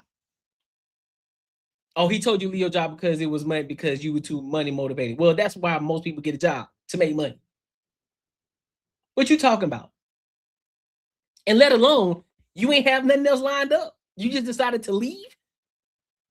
You got bills to pay, right? You still got a roof. You still got rent to pay. Rent ain't gonna stop. You decided to quit. And then you gonna blame God for it. Boy, listen, y'all better stop playing about my God, man. My Lord and Jesus Christ. Y'all better stop playing. Y'all better stop playing. He didn't tell you that. No, he didn't. No, he didn't. Unless I take that step, I'll never see what God has in store for me. The cycle will never end unless I break it. So that's what I did. I didn't take a break. I'm not taking a break. I'm building my breakthrough. I'm walking into a different era of my life. I'm making some real change so I can get the change that I've been hoping for. But if I stay at that job, there was no way it was gonna happen. Okay? That's the only, listen, Slimmy, spot on. That's the only way. That's the only way. Unless she was doing something unethical. That's the only way, because there's no way you finna sit here and convince me that our God told you to say, listen, it's time for you to go ahead and leave this job because it's money motivated and it's not serving you. You lying. You lying. So let me guess, God told you to buy that apartment. God told you to buy that TV on your wall. I'm pretty sure you got all the streaming services. God told you to buy them too. And then just told you to say, hey, you know what? Now it's time to go ahead and leave your job. Boy, you gonna stop lying to me? Tell me what God got in store for you. You can find that. Listen, 9 times out of 10, God gonna reveal stuff to you in the midst of the work that you're doing. Things become revealed to you while you're working. Just like when we talk about purpose in life, right? Purpose in life, that comes while you're working. You don't just sit there and ponder like, you know what? I'm just waiting on God to give me a sign for my purpose in life. I'm just gonna go with the wind, man. I'm just gonna go where the day takes me. God's gonna reveal to me my purpose. No, the purpose comes from within the work. You got to be doing the work in order to find the purpose. What are you talking about? You ain't got nothing. You ain't got another job lined up. You ain't doing nothing outside. You ain't got no side quests going on. You ain't making no money. And you said God told you to do this? Man, if you don't stop lying to me. You lying to me? You lying? This economy that we're in, as well as just these worldly timelines that everyone and I was following, can no longer like lead my life. You know what I'm saying? Like, you know, have something lined up before you leave is a worldly timeline. But what about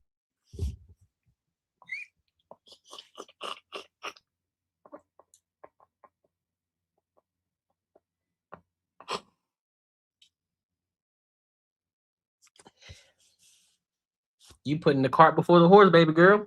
What you mean? What you mean that's worldly? That's wise. That's wisdom. To have something in line before you decide to leave.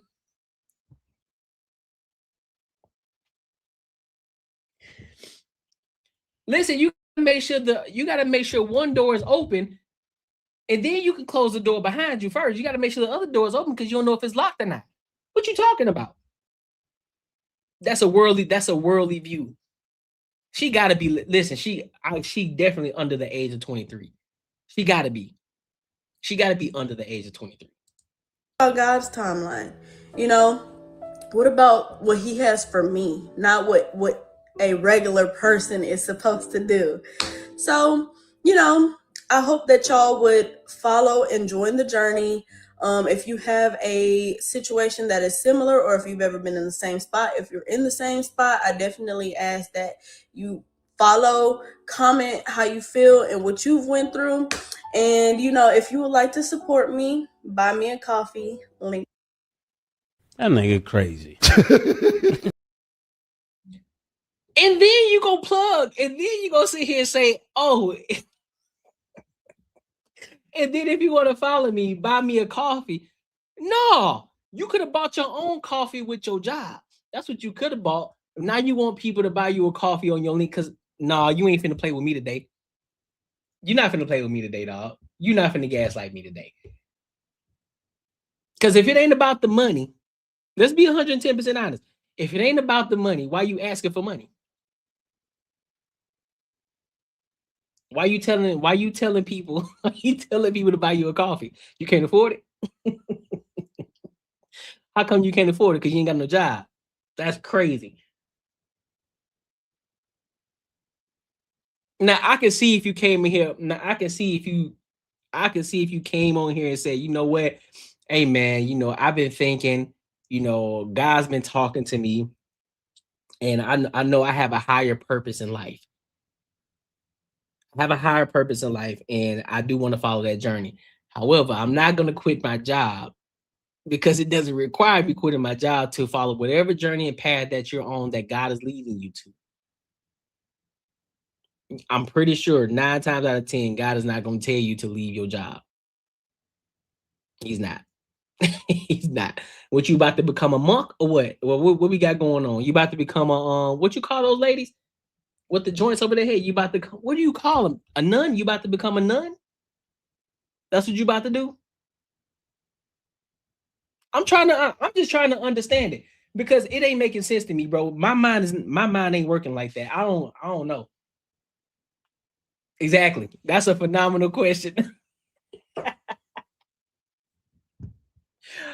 That's a phenomenal question. Hold on, man. I gotta see something now. See now we gotta go into it. Now we gotta go into a rabbit hole. Let me see. Let me see something. Breezy Bowl. Is that? Let me mute it because I know how YouTube be.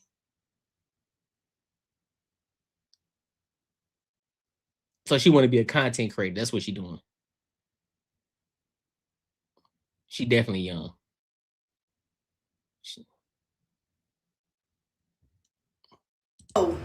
That slick ponytails are high tension.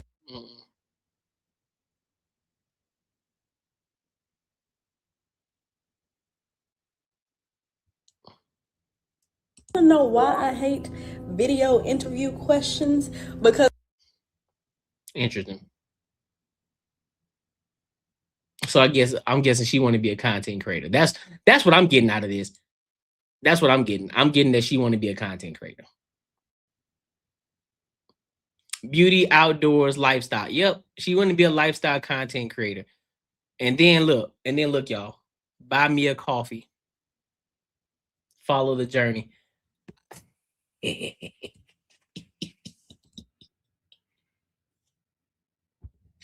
ain't gonna listen. People, I'm gonna tell y'all right now, whatever you thinking about doing, if you think about quitting your job, maybe you got something already lined up. Do not just leave your job on a whim. Do not, especially if you got bills. If you living in the house or if you paying rent on a regular month, and you don't even, and most of y'all don't even got $2,000 even saved up in the first place. So you definitely shouldn't be quitting your job for no reason. But if you do decide that you want to quit, you want to leave your job, make sure you got something else lined up.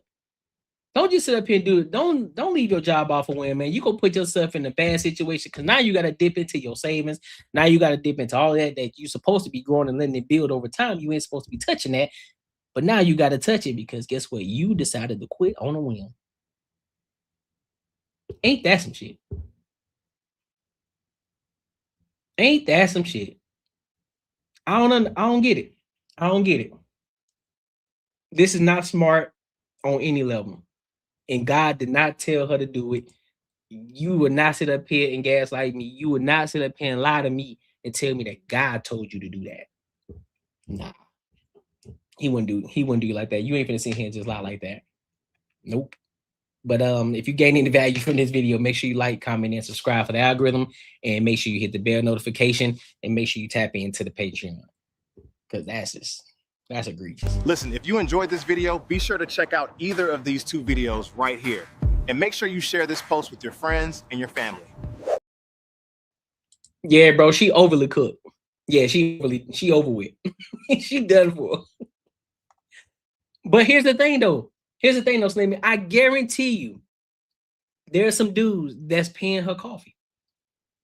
I guarantee it. I 1000% believe somebody's sending her some money. I think that's why she was confident enough to do it. Oh, God told me I'm just gonna follow, y'all gonna follow my journey. Anybody that say journey, they want to do lifestyle content. Anytime I hear anybody talk about journey, yep, it's lifestyle content. 1010%. You ain't finna sit up here and play with me, dog. That's a funnel. That's a funnel move to say, listen, I quit my job to become a full-time content creator. I'm pretty sure we'll hear from her soon. And say, man, she just want to do social media. Yeah, exactly. She definitely just want to do social media. That's definitely worldly. That's a fact. She won't get the comments that she thinks she's getting. Let's look at the comments. Let's see what she got. Oh Lord. Listen, bro. She got a whole gang of them. Let's look at the comments. Shorty said, I just quit my job. I just quit 30 minutes ago. I have faith, but I am nervous. Literally put my 2 weeks in an hour ago. I'm going to figure it out. I'm a cat. I always land on my feet. Blessing to all who reads this. You're not alone. For someone that's about to do the same, do you have an update? How's life been? No update with that one. I just quit 40 minutes ago. I couldn't take it. I've been quit my job. And I just been letting God lead me. Man.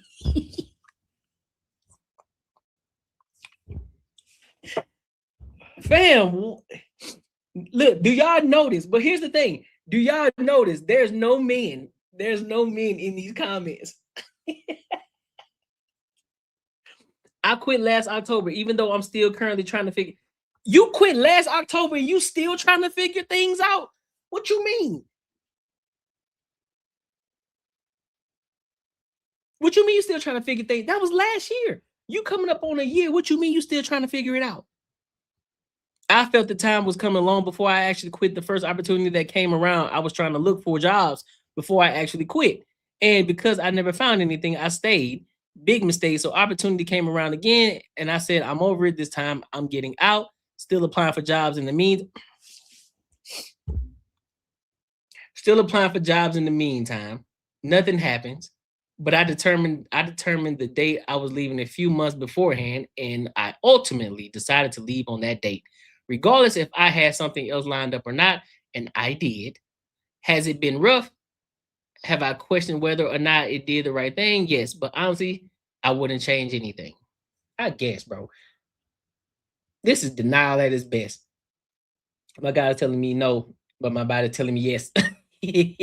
My mind's telling me no, but my body's telling me yes, baby. I don't want to hurt nobody, but if there's one thing that I must confess, I don't see nothing wrong with a little bump and grind. Crazy, bro. Yeah, she don't want to work. That's crazy. Listen, we gonna hear about it. She gonna say she want to get put up. What a real man at? What a man making 6 figures at? It's coming. It's coming. It's coming. Nah, man. Listen. Don't be playing with me like that, bro. I don't got no voice, bro. I just be playing around. You said better than yours. Let me read the super chat real quick, bro. Let me read the super chat real quick. Yeah, you right, man. Making money is me, man. 10 years, me and you gonna have matching Benzes. 10 years? Think more like 10 days, man. 10 days.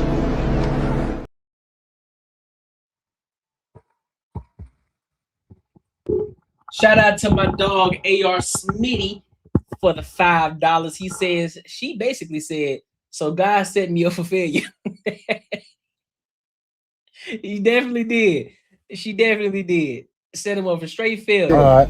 Oh, man, give my $5. All right, bro. Man, give my $5, man.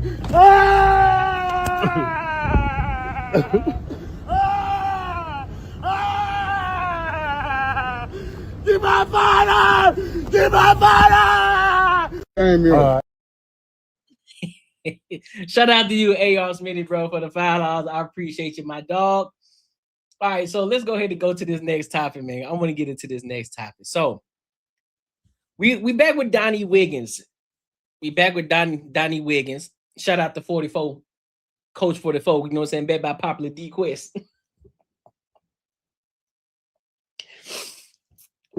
But I gotta use that. Listen, I'm gonna have to clip that. Bet by popular DQuest. I gotta use that. I gotta use it. That's gonna be a nice little one. But so last week, there was other, I think her name was Tremia, right? She was talking about she just didn't have things figured out in life. And she talked about how she want a man that's making 7 figures. You said you hate that video, Treese?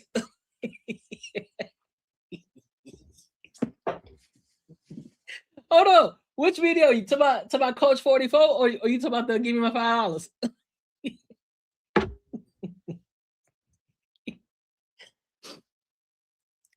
No, but Donnie, man, but it's another video. So for those of y'all who don't know who Donnie Wiggins is, she's in collab with Shands, with David Shands. You know, they talk about money, building businesses. You know, they're out of Atlanta. And now they've created another show where they have successful people or seemingly successful people, and they talk about how it's hard in dating, men and women alike, right? So there's another video that we decided to come on. There's another video that we found, and this video is called The Exit Interview, by the way. So go and check it out. But I thought this video was also interesting, so we're gonna get into it. She said the one you just played. Why you hate that video though, Treese? Why you hate that video? Why you hate that video? Oh God. Look, it's just funny though. It's funny because I know the people gonna rock with it. Especially every time somebody's sitting the $5, we gotta play it. We gotta play it. So now you know if you see anybody else play that video anywhere else, just know they got it from over here. They got it from here. I coined that one over here on the Courtnee Edgar Show. So if y'all see that anywhere else, it came from here first. So they ghost watching. All right. But let's go ahead and get to this next time. Let's go ahead and get to this next video. Slimmy, I'm gonna read that after this topic, big dog. I appreciate you. Let's go ahead and get into it. Y'all can tell I'm hyper today, huh? But I don't know what's going on. I guess my energy is on level 10. Like I didn't hear some crack or something.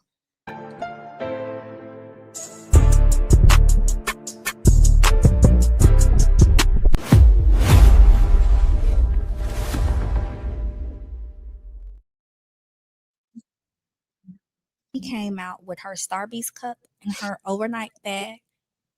At the time, he was driving a Maserati, and he also had like a kind of burner car.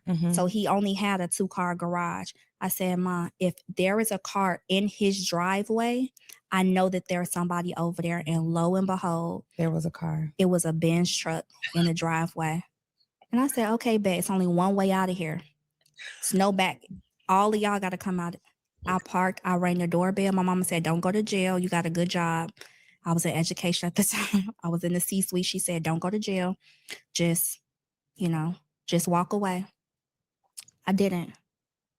I had a blanket and I laid out there, blocked the driveway, and I laid out there. And I just wanted to see and she came out with her Starbucks cup and her overnight bag, and they just walked out the house. And she knew you were outside. I just drove off. Yeah. Then so crazy, I saw that she had blonde hair. So I go through his followers, and the first girl, the men are so stupid, Donnie. The first girl that had just started following him was the blonde hair chick. And I wrote her and I was like, "We got to talk." And she was like, "Were you the woman that was outside?" And I was like, "Yeah, I'll call your phone block. Give me your number." Or I said, "I'll give you my number. You can call it blocked so I don't have your number, but we got to talk." This somebody different real life, PJ. This a different shorty. This a different chick. She said, "I ain't going nowhere, so what's up?" Yeah, she was one of those. She was one of those. But yeah, I'm not after the Germany guy? No, this was like right before the Germany guy. I had a whole bunch of issues. That's why when people be like, "You ain't got no man, you ain't married, what makes you qualified?" It's nobody more qualified to talk about this shit than me, Donnie. Like, I've been the girl that was lied to, cheated on, run around. I literally don't understand why people don't quantify life experience as credentialed person to talk about this. I have been, when everything I preach about specifically in my niche in dating, I have been through it. I'm telling you what I know, not what I heard. I lived it. I was a foolish girl. I was manipulated by men. I was emotionally abused. I was that girl. I had a whole bunch of unhealed trauma. I was crazy. I was looking for love in all the wrong places. I've been hurt. So I feel like, let me tell the world what I know. So boy, it's out the mud. We got Rashad McCown. Okay, so I guess let me ask y'all first, because maybe I missed it. Is she holding herself accountable? Or is she saying that everything that has been done to her? I'm trying to make it make sense here, because what it sounds like to me, it sounds like, okay, I got trauma, but yet I'm not gonna fully hold myself accountable. Maybe I'm tripping. Maybe I missed it. I don't know. Let me rewind it back, because maybe I missed it. Maybe I missed the accountability part. I was manipulated by men. I was emotionally abused. I was that girl. I had a whole bunch of unhealed trauma. I was crazy. I was looking for love in all the wrong places. I've been hurt. So I feel like, let me tell the world what I know, so that girls at least be saved from a quick 1-2. Have you ever been treated well in a relationship? Yes. Yeah. I have. But Look at what? me cheesing. I have been treated very well. And I think that is why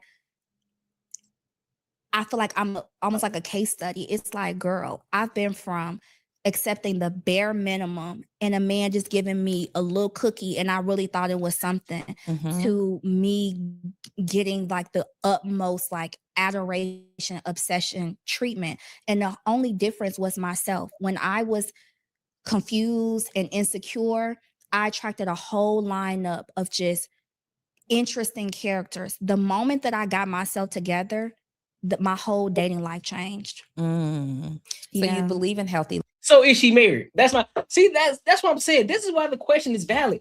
This is why, because I know a lot of women, oh, well, that doesn't necessarily mean that I have to be married because that's all y'all men think. Listen, bro, if you've been through this life, right, and you feel quantified, to talk about life, to give people dating advice, right? Because you used to be the insecure girl. You were the one who was manipulated. You was looking for love in all the wrong places.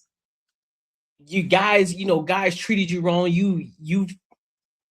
You've experienced guys that gave you the bare minimum to the guys giving you the extravagant things. Okay, so what that's telling me is this.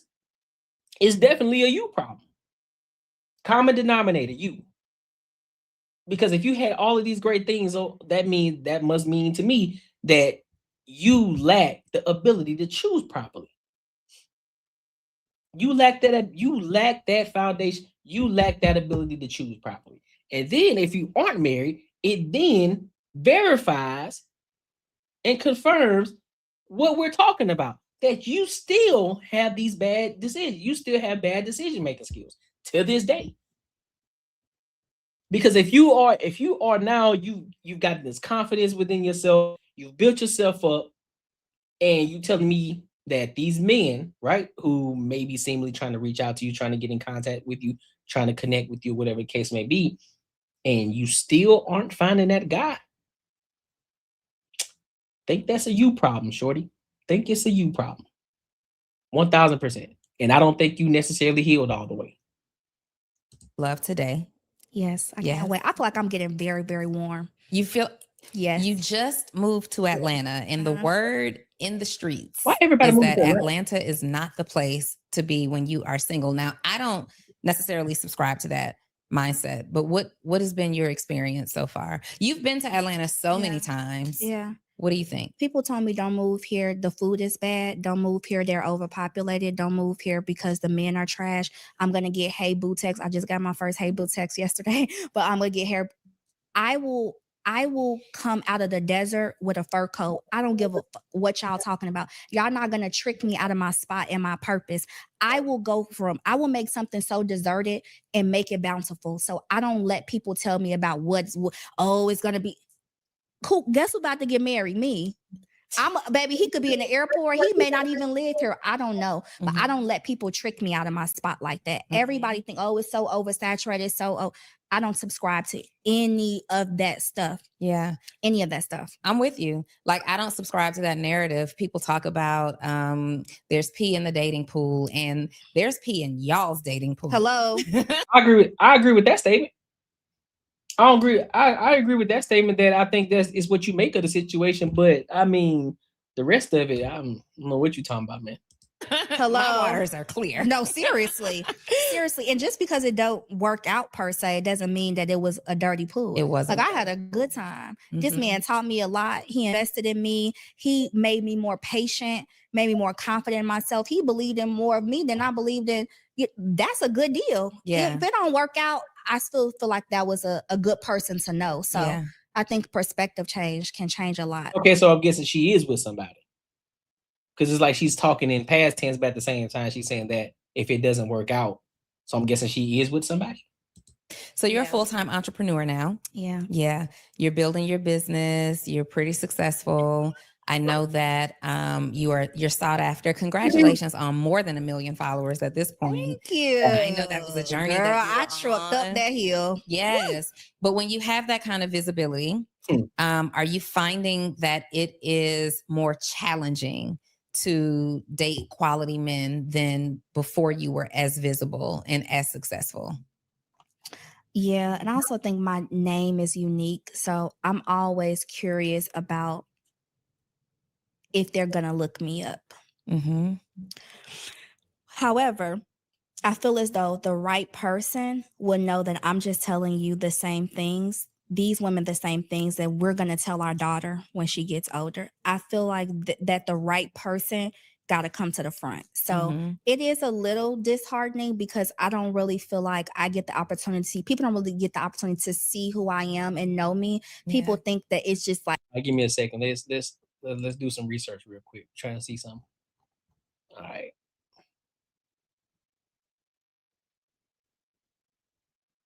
Let's see what we working with here.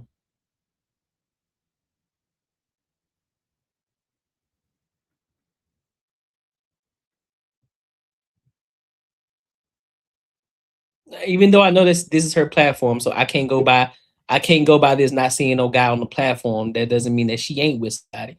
So I can't go by that. But we're just trying to get a good idea of who we dealing with right now. Okay. Is that who that is? Let's see.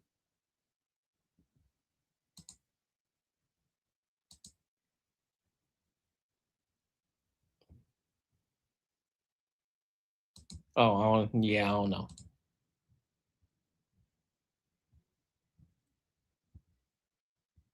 All right. So I guess that's what we working with right now. All right.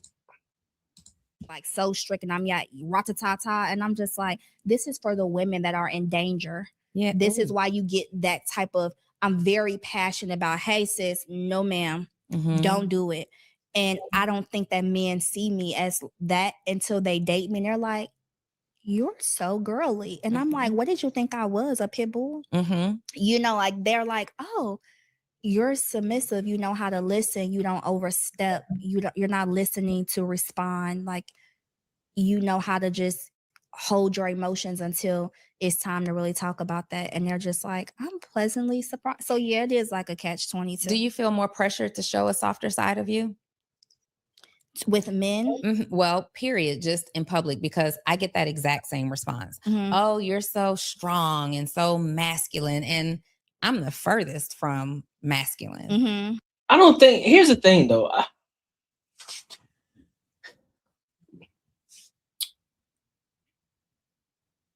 I don't think that, I believe like I said, I haven't had the opportunity to necessarily talk with Donnie Wiggins one-on-one. I did see her in person though. Shorty tall too, by the way.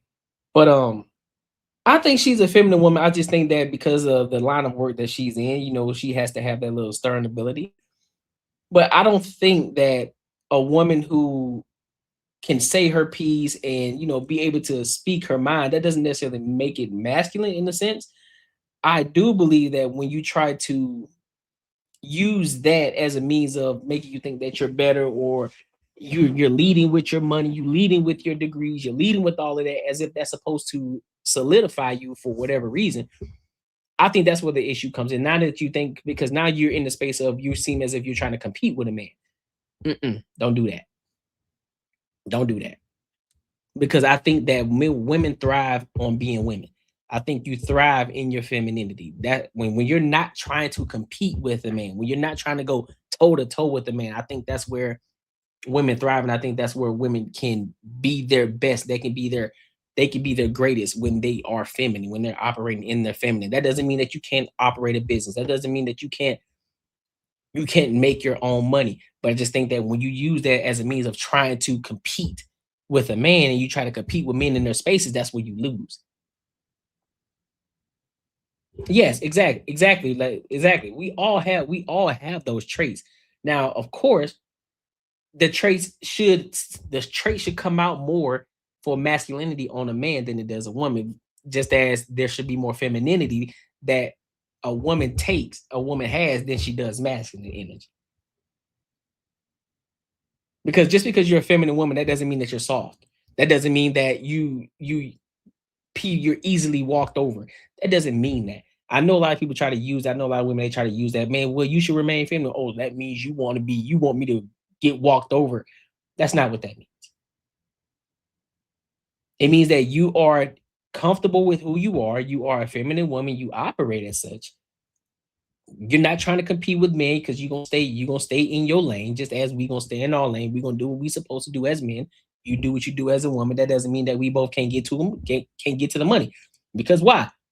You as a woman, your femininity is what can make you money. Why do you think that there's so many women who are able to, if they really put their mind to it, they can be far more successful when it comes to making money than men are? Because you have an advantage. You're a woman. You have an advantage. Why do you think there are a lot of men who want women as their sales representative or as their executive assistant, especially if you're attractive, you're fit, you're in shape? Why? Men are going to want to surround themselves around women like that. So guess what? She's going to then use her likeness, her body, her face, her beauty to get the sale. And that's what men want. Like, hey, hell yeah, I want this. Let me get this shorty right here. Boom. Hey, go take care of that for me. Because she'll be able to open the doors. She'll be able to open certain doors that you wouldn't have been able to. Just being honest. She can get behind the curtain. She can get behind the curtain and open that door for you to walk right through because she used her beauty. Why not? I present as a businesswoman. In business, I am a businesswoman, but with my homegirls, with my family, with the guy, like I'm just a little baby that wants to be held on the sofa. Yeah. And at times, like I've heard this so long that at times it can start to play a trick on you in your head. Like, well, maybe I should be a little bit more feminine. But if I were any more feminine, they wouldn't be able to handle it, Zell. I mean, they just wouldn't be able to handle it. It would like, I'm already like, it's like masculine. But then when you're feminine, it's too flirty and it's too this and it's too that. I don't know that I could be more feminine presenting in my business world and still be respected in business. Do you ever feel like the pressure of, let me just try to show a softer side so that men who might be attracted to me know that there is a softer side? You want to know what I actually feel more pressure than what you just mentioned is to actually start including men in my narrative and my content. A lot of people feel like my quest to mother hen and protect and just like go to war for women actually comes at the deficit of men. And so I feel like more of the pressure is not even that, but just like men saying like, me feeling like I'm just like man bashing, like, and what about us? And not all men are like that. I feel more pressure to have more of a rounded perspective on men or showcase that. For example, I met a man last May and met him in an airport. He was going to Puerto Rico and I was going to LA. And so the next time I saw, he planned a date, he came into DC, and the next time I saw him, his birthday had just passed. So I brought him a present to the date. People are like, why you don't talk about that? You out here saying a woman shouldn't do this, a woman shouldn't do that. Why you not saying that you out here buying a gift for, and I'm like, I do talk about that in my community and in my safe space. But people put so much pressure on me, Donnie, to make it equitable for both men and women. One of my mentors once told me, he said, if you throw a bag of M&Ms in the air, I guarantee you won't catch all of them. I can't, please everybody. So that is actually what I feel more. I don't feel more pressure to be feminine. I don't feel more pressure to prove to me. I feel more pressure to make this conversation inclusive. And it's like, I don't feel, man, listen, bro, I don't feel pressure to do anything. I just stand on what I believe in. It ain't about feeling the pressure. It's not about feeling the pressure. If I'm going to hold Black people accountable, I'm going to hold them accountable. I don't care about what people think or what you call me. I don't care. If I hold women accountable, guess what? Yup, I'm going to hold you accountable because I'm talking about you right now. If I'm holding men accountable, guess what? I'm holding men accountable. We ain't talking about the women. I'm talking about you, fool.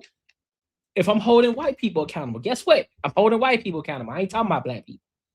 Don't matter. I'm not here to please. I'm not here to please everybody because I know I'm not going to please everybody. That's cool.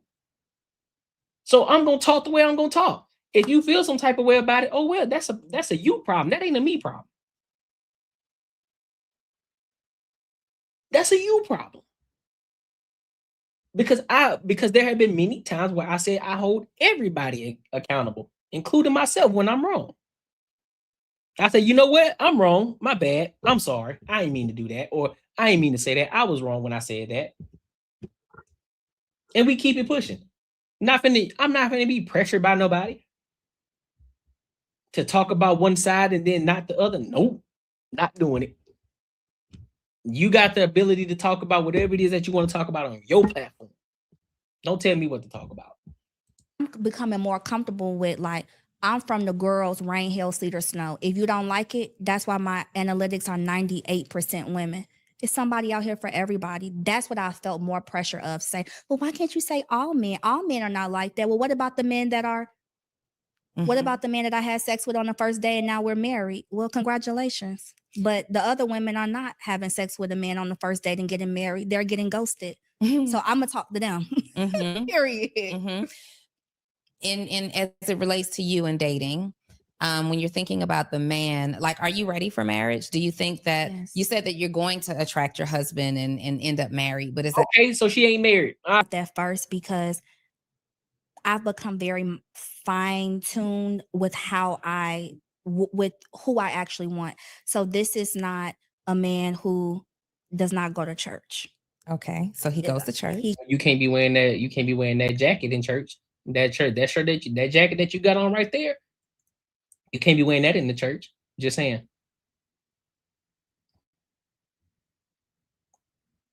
There's some note with my connection. Goes to church. He's just a servant of life. I'm very big. And people don't know this, but I went to school on a community service scholarship. I love philanthropy. I love giving back. I feel like I'm a change agent. I'm a community builder. So I need you to have a nonprofit. I need you to be giving back to the young boys in the hood. I need you to be talking a mentorship program for other. Like, I love somebody that if we pass away today, you've made an impact on life. So, hey, hold on, man. Listen. And so I guess, listen, bro, I get it. She's saying, what's your ideal man? All right, cool. We all got dreams, right? You know what I'm saying? We all got dreams. You know, I get it. She want her man doing a multitude of things. Excuse me. God damn, that was nasty. I'm sorry. But I get it. I hear you. But what if he's not that? Are you okay with that? What if he's not the guy that's giving back to the community? Meaning he's not giving to the underprivileged kids. Then what? Is that a deal breaker for you? Or what if he doesn't care about nonprofits? What if he only cares about building his family? What if he only cares about listen, I'm getting these riches for my family, for the people that's closest to me. No, that's fair. That's what I'm saying. But I want to make sure I get down to but I know the question in itself is saying, what is your ideal man? So when we say ideal, we know it ain't perfect, right? That's if all the stars align, this is what I would want. I get it. But I just also got to ask that question though. So what if he don't have that? Are you okay with that? I think the better question is, what is your ideal man that's not perfect? What is your ideal man that is not perfect, that you can actually bump into in the street? What does that look like? Because now when you think of an ambitious man, guess what comes with ambitious? Busy. Constantly on the go, constantly on the move. Are you okay with that? Kind of like the conversation we had with Tramika, right? On this same show, she was talking about how she want a man that's a 7-figure earner. But yet at the same time, she said she want a man that loves to spend quality time. Well, you ain't finna get both. You got to pick one. Because if this man is a 7-figure earner, that means he's busy. He's constantly on the move. He's constantly on the go. He's a busy guy. So quality time is not going to be ideal.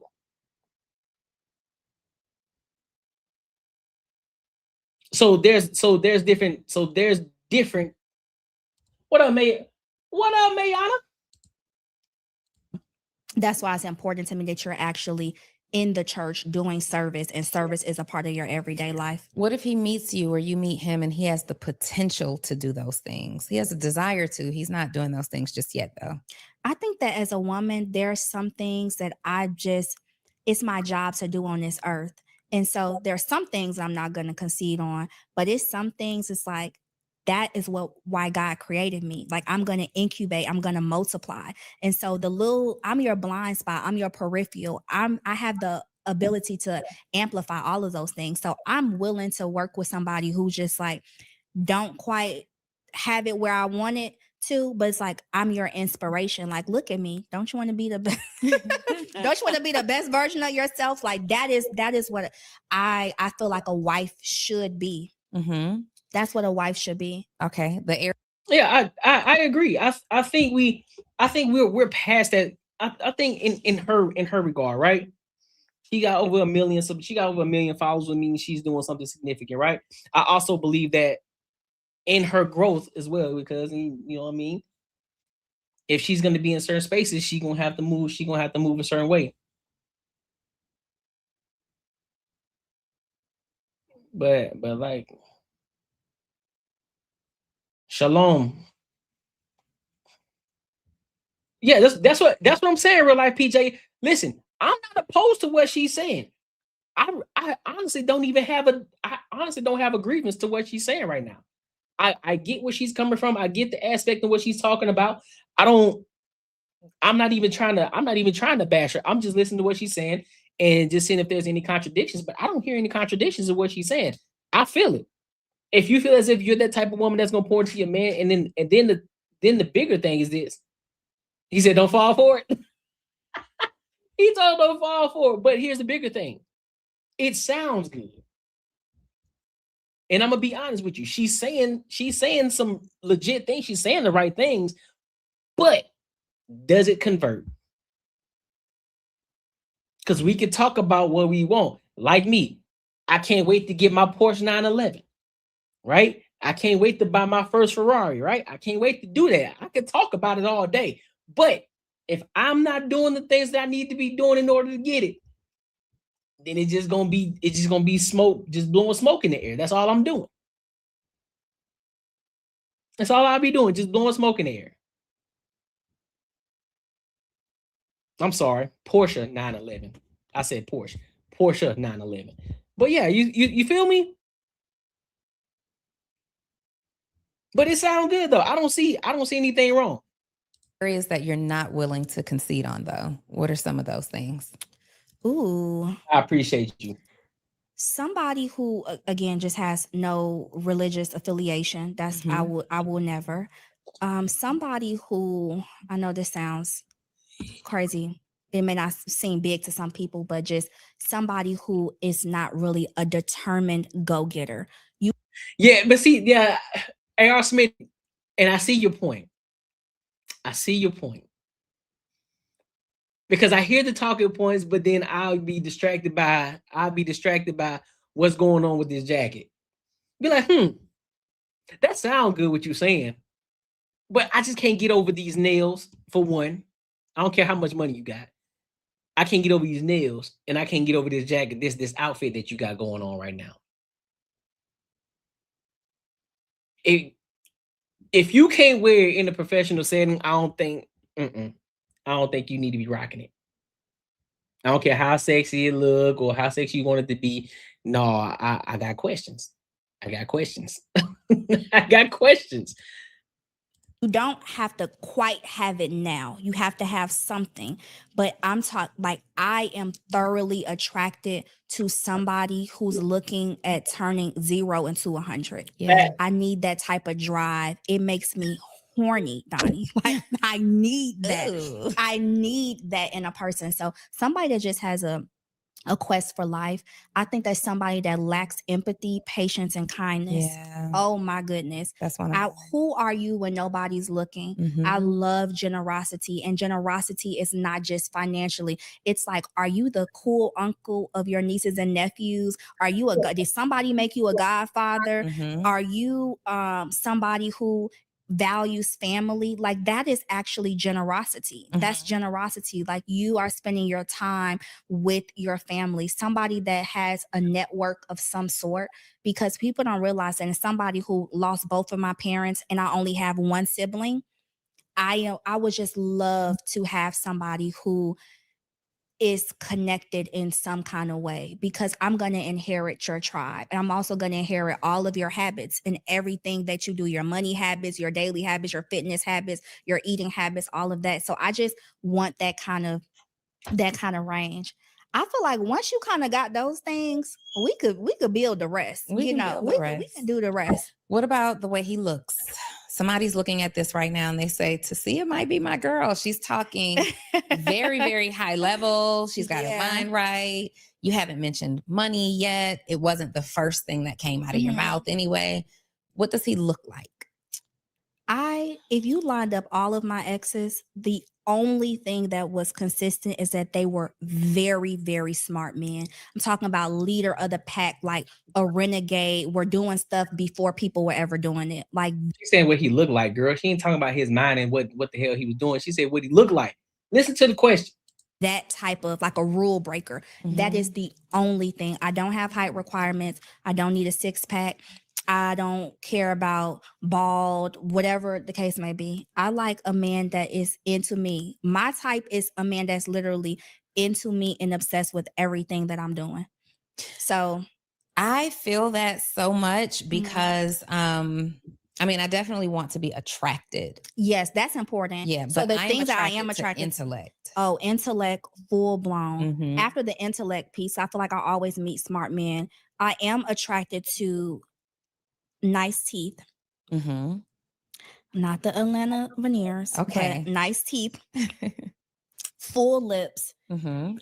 and someone that is well put together. Mhm. That is something that I'm just like, it just takes me over the top a little bit. Yeah. I cannot do somebody that just doesn't have a good oral hygiene routine. Like, I need you to have gone to the dentist. I need you to, Invisalign quick. It'll take you 3 months if you got a couple spaces. Like, I just like people that care about their oral hygiene. Mm-hmm. Yeah. Okay, so we know what his character is like. Yeah. We know what he looks like, kind of, because there's not a super defined look, just well put together. And I know exactly what you mean. Yeah. Like I'm looking at your hygiene kit in the bathroom. I'm looking at it. So you're the woman who's gonna go use the bathroom and open the cabinets. Yes. Yeah. Yes. I'm looking to see I'm looking to see the shampoos you're using, the beard oil, the skincare products. Let me tell you why that's important, Donnie. People that care about quality, even in their personal life, are not the people that's going to cheat you.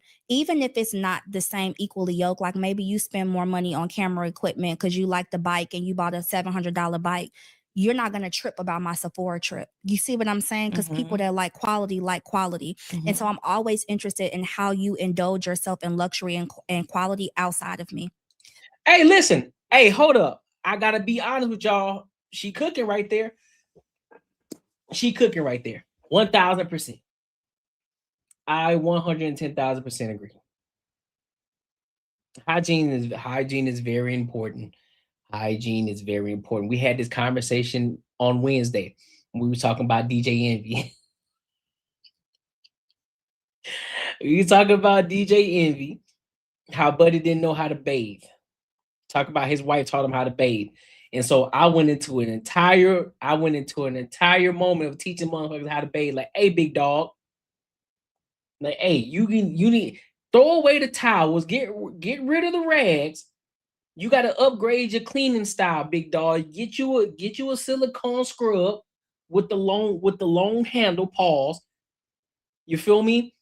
So that way you can scrub your back, you can get up under them arms, you can get between the legs. When you gotta go bowl, you gotta clean that undercarriage. You feel me? You gotta scrub every day because you got a lot of things going on out here in this world that you moving around, you touching stuff. So you gotta scrub that body. You gotta get in there, bro. You gotta scrub everything. You gotta clean it up. So yeah, the hygiene is very important. You gotta scrub and clean your body. You know what I'm saying? You gotta start taking care of. You got to manicure your nails. You got to cut your nails. Can't be having these long fingernails. That's disgusting. Things be getting under your nails. You're nasty. You're nasty. Wash your hair. Wash behind your ears, big dog. Ain't nothing wrong with that. Wash behind your ears. When you get out the shower, you know what I'm saying? Put some lotion on your face. If you want to take it up a notch, you know what I'm saying? Go ahead and get you some eye cream. Put this joint on your eyes. Get your little eye patches, put them under your eyes. You know what I'm saying? You want to make sure you taking care of yourself, taking care of your hygiene. Make sure you get you a tongue scraper. Make sure you get you a water flosser. A water pick is what they call a water pick. Make sure you get you one of them good old toothbrushes, not the regular ones. Get the one that actually moves so you can get out, so you can clean your teeth. And then on top of that, if you feeling more inclined, get you the one that get you the plaque scrubber too. They got the little plaque, the one that they use at the dentist. When you got the little white shit around your teeth at the bottom of your teeth, all that plaque build up. Hey, they got those little joints that you can do it yourself. You can clean that shit up around them, man. You know what I'm saying? Take care of yourself, bro. Scrub your tongue, because I know a lot of y'all got a lot of y'all breath stink. So here's a breath test for you. Lick your wrist, just lick it, and then smell it. If it stinks, then I know you got bad breath. And know what can help with that? Throw some lemon in some water while you're drinking it. You know what I'm saying? Help clear some of that up. You feel me? Get you some mouthwash. I'm the type of person, listen, I be doing it all kind of ways. Nigga, I'll throw some mouthwash in there, scribble it around a little bit, then I go inside with the toothbrush at the same time, be scrubbing at the same time. You know what I'm saying? Minty freshness. We out here. You know what I'm saying? You see them pearly whites, big dog? Listen, I ain't lying to you. You feel me? So hey, listen, it's important. He said, I gotta look at your cabinet. I'm good. He said, if I gotta look at your cabinet, I'm straight. So luxury is important to you. Oh, absolutely. So this man would definitely need to be of a certain financial status. Yeah. What kind? Yeah, for sure. What kind? I just feel like I'm always looking for a man to elevate me. And I actually quantify what the financial status is, right? So let's just say you may not make so much more money than me, but you are somebody who is just a problem solver and resourceful. Mhm. See a problem, fix a problem. To me, that is equivalent to wealth. Mhm. That's equivalent to like that's a value add to me. And so I get it from so many different kind of pockets. You know, it's like, even again, how you fix my problems, how you help me out, how you assist me, it's like, okay, well, you got a business, you got a website. Well, I'm starting an LLC and I need a website. That is how I evaluate if somebody is like a financial status for me, you know? And so I don't think it's really an amount. It's more so just lifestyle. Mm-hmm. Yeah, I think I'm more of a lifestyle girl. Okay, so fellas, listen, we have. Do y'all think that's still an amount? Because I think it's still, I think that's still quantified behind a certain amount. A person that's resourceful, right? A person that always looking to solve a problem. A person that is, you know, who is a value add. And then the way that you live your life, it speaks a lot on the type of money that you make too. Let's be 100. Let's be 100 with it. Yeah, Cold War. Yeah, that's what I'm exactly real life PJ.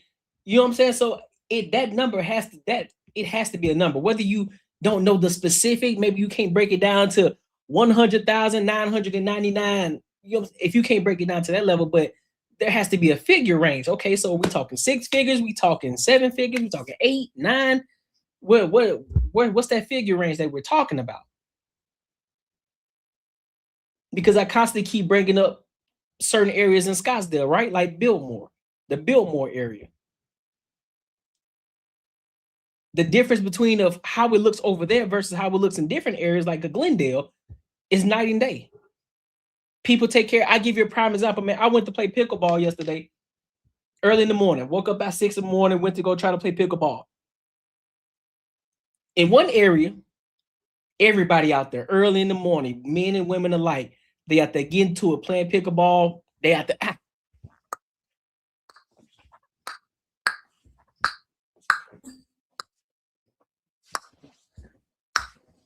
Out there getting to it early in the morning. But then on a different side of town, maybe 4 people outside. And again, guess who those 4 people were? Asians.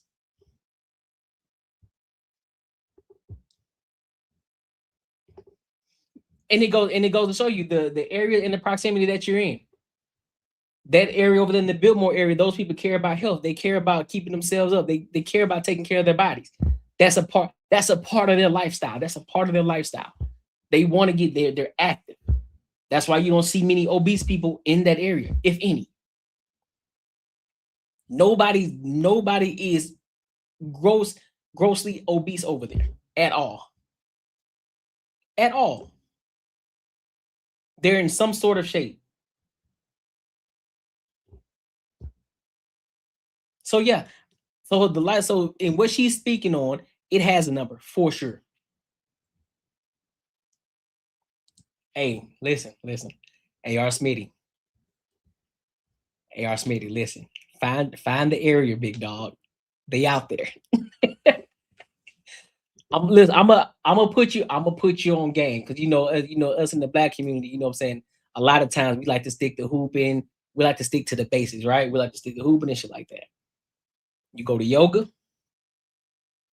Pilates, pickleball. That's all I'm gonna say. Pilates, yoga, pickleball.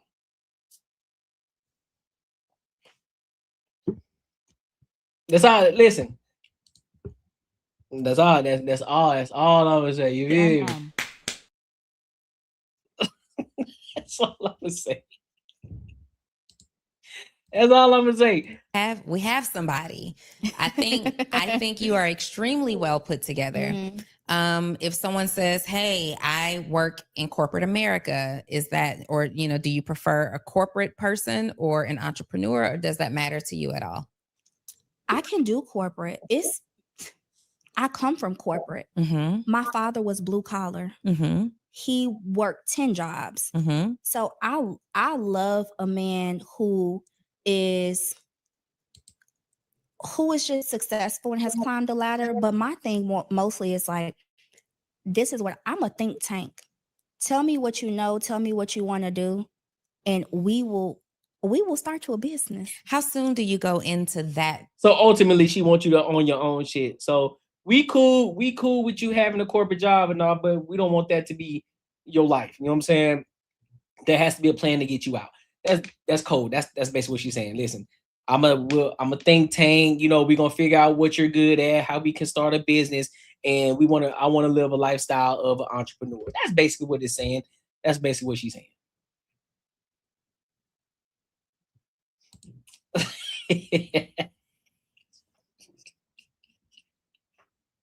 That's true too.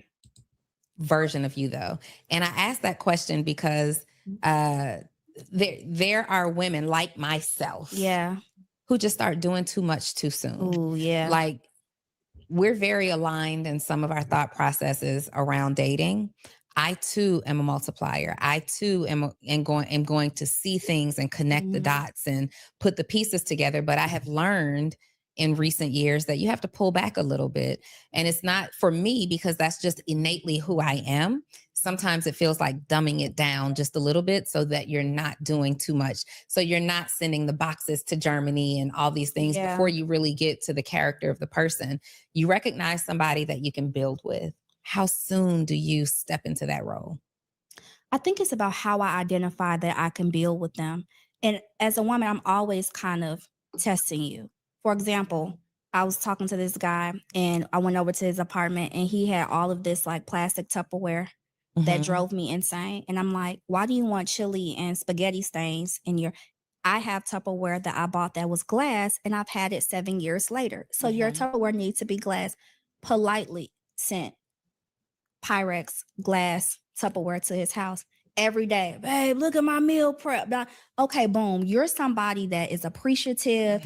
You've taken it. You're using it. You know what I'm saying? Like that is somebody that I know that like they would appreciate the way that I'm trying to elevate them and the way that I'm trying to stretch value.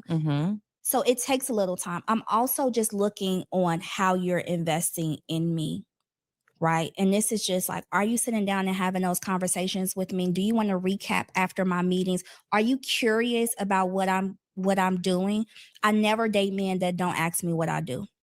Because if you don't know what I do, then you can't invest in me and you don't know how to support me. So I'm interested in somebody that's curious about, okay, well, how does a podcast work? Do your film crew come this? Then you're going to know how much that bill and that invoice is, right? If you don't know anything, then you can't really help me. So I'm always looking for those things first. Like, how are you trying to support me? Then I'm going to sprinkle the... Hey, listen. Yeah, glass Tupperware. Hey, listen, bro. Glass Tupperware is legit. That's what we do, bro. I'm telling them glass Tupperwares do. They're phenomenal. I'm just going to say that, bro. Ain't nothing like a glass Tupperware. Easy to clean, You feel me? Looks aesthetically pleasing when you got your meal, you know what I'm saying? It's all clear and shit, you know what I'm saying? You got your food in there, you know what I'm saying? You look, listen, it does elevate you a little bit. You know what I'm saying? It does elevate you a little bit. I'm being 110% honest. It does elevate you a little bit. Instead of, you know what I'm saying, instead of a little cheap Tupperware, Now don't get me wrong. Now, if you just got the black, if you got the black Tupperware, the little plastic black Tupperware with just the see-through top, straight. Simple, not over the top. You're just trying to keep it minimalistic. That works too. But if you talk about being aesthetically pleasing, get you the glass Tupperware, big dog.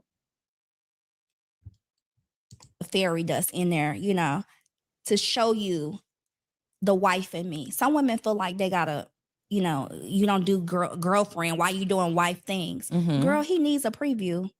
Nobody's gonna marry you based off of the girlfriend you thought you was gonna be. Any man that got on bended knee, he saw the wife in you first. Yeah. So I'm gonna give you a little 1-2. Yeah. Yeah. I like that. Hey man, listen, I'm not really opposed to what she's saying right now. I am not. And it's not a surprise or anything like that. I know there are a lot of women who think like this. You know, I know there are a lot of women out here, you know, outside of the fact of all the other women that we talk about. She's spot on. She cooking right now. I don't have anything negative to say. I don't. Because you always want to add value in a relationship. Men and women, you always want to add value because as a leader, right, you got to be able to define the areas where she can thrive, right? You got to be able to have that space for her to thrive. And you got to be able to lead her into the right places, right? So that means being able to being an active listener. So when you are having these, again, that's why I always go back to when you're out with a woman, right? You ask these hard questions. You have real conversations, not what's your favorite color, what's your favorite food, what's your favorite drink, not all the surface level conversations. Have real conversations, get to really know her mind and what her character is like, right? Figure out what it is that she do. So one thing that I learned, a question, instead of just asking people, oh, okay, so what do you do for a living? You ask more meaningful questions for them to dive into, because then you can really see the spark in their face when you ask them something like this. So what's something that you're upset about right now? What? Something as simple as that. So what's something that you're obsessed about? In her mind, she's like, oh my God, nobody's never asked me what I'm obsessed about. And boom, they light up, they start talking. And you just sit back and listen. Sit back and listen, be an active listener, let her know that you understand what she's saying, let her know that you're tracking, you're following along, asking meaningful questions when it's time. It ain't hard. Just get them to talk. And then you start finding areas where you can add value. Just like she mentioned with the podcast joint. Oh, you just get started with a podcast? Listen, shorty, let me learn something. Oh, how long have you been into your podcast? Oh, you've been doing it for a couple years now. It's successful, huh? Okay, so look, have you ever thought about, so did you know, now tell me if you knew this or not, did you know that all your ads aren't created equal? What do you mean? So, you know, you reached a milestone in your platform, right? You got over 1,000 subscribers, right? And you know that you started getting ads, right? She's like, yeah. Did you know that all of them aren't created equal? What do you mean they aren't created equal? So did you know that the way that you format your platform, there's a certain amount of ads, there's different types of ads that you can get. So if you just an entertainment-based ad or an entertainment-based platform, the ads will probably pay anywhere between $2 to about $4 to $5 per ad, which is on the low level, right? And you could say somebody like Mr. Beast, but you know, so he figured out a way to still make a lot of money off of it. However, he still had to have a lot of subscribers. He had to have a lot of views in order to hit that big number, right? Now, if you just somebody who just, if you want to talk about the high scale, if you talk about finance, if you embed your platform around the money, right? Around money, ads will be willing to pay you more, anywhere between, I think it's $10, anywhere between $10 to $12. So now that means you can have less views and you can make a lot more money. And then you don't have to have over 1 million something subscribers in order to hit that number, to hit a certain number. right? So that person who's making $2 to $4 per ad, you're making way more than them with less views. Boom, value add. Like, I didn't even know that. Oh, can you teach me how to do it? I got you. That's a value add. Somebody who didn't even know. Yeah, I never understood why women say if you're a girlfriend, do not do wife duties, you do not want to get married. Exactly. And you don't even have to give them, you don't even have to give them the whole thing. You just giving them glimpses of what that looks like if you are to marry them. You don't have to give them the whole thing. You need a lot of support. So acts of service appears to be a love language for you. Receiving gifts. Receiving gifts. Yes, no, I'm so like receiving gifts. If you don't buy me anything, I don't know that you like me. It's deeply rooted in my life. And I think that for years, people shamed me out of receiving gifts as a love language. It is a big thing. I need gifts. I need you to be, and it's so tied into acts of service, but I will not feel the love off of you. Yep, that's what she lost me right there. She was doing fine. You need it? No, you don't. There's many ways that acts of service does not come with the gifts. So that's just a personal thing that you probably should work on. But I get it, you know what I'm saying? You want what you want. I hear you. If you don't buy me things, people think it's superficial. People think that it lacks substance. And it's like, well, maybe you feel better if somebody's like, oh, Donnie, you look so beautiful. And I'm like, in my head, I'm like, yeah, I know. Where is the bag? I told you I lost an AirPod 2 weeks ago. You never thought about replacing it? That is how I feel seen. Is that somebody has seen me intimately enough to be able to buy me a great gift. I don't register internally that there's like and support there if you have not bought me something. I understand that. I go back and forth with gift giving. All of the love languages are mine. I can't see myself in a relationship where one of those things didn't exist. Yeah. But with gift giving specifically, my biological father showed love only through gifts. I didn't have any relationship with him. Yeah. And so, yeah, man, that's what I'm saying. Like, she got to broaden her horizon in regards to relationships, because what if his love language is acts of service, right? Doing things for you, and he's not big on gifts because he really doesn't like getting gifts, or it could be a reason why he don't do that, but he shows his affection in other ways. He shows his acts of service or how he cares about you in other ways. I think that's an Achilles heel for her. I'm gonna be real with you, because then that means this. What about the guy who love bombs, right? What about the guy who love bombs? The one who just buying her gifts to trick her, because now you can be easily manipulated. Because all you think about, oh, well, he ain't buy me a gift, so he must not love me. What did that even? What are you talking about? That is not what that means. We just at this point right now where we got to lock in for a minute. I ain't got time to be trying to get you a gift. I'm too busy focusing on this thing over here. I'm too busy focusing on this thing right here. I ain't got time to be worried about trying to get you a gift.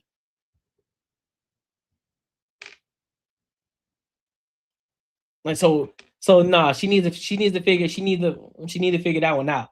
Now, if you would say, yeah, man, I like all of it, you know what I'm saying? Show me different ways, show me different aspects of it, which I don't like the corn phrase of love language. I don't even like that. Oh, what's your love language? Well, my love language is just show love, however that looks. Whatever I feel like doing that day. Yeah, one day it might be a random gift. One day it may just be affection. One day it just may be me showing. It may be something verbal that I said to you to prove and show my love for you. There could be many different ways. It can be acts of service. It's all of them. It's not one way. It could be because I was at the store and I decided to get you some M&Ms because I like getting you M&Ms. Or I decided to get you something that was meaningful to you. It may not have been expensive, but it was something I got for you. Many different love languages, bro. That's what she lost me. Was like at a very early age. I talked about this on another episode.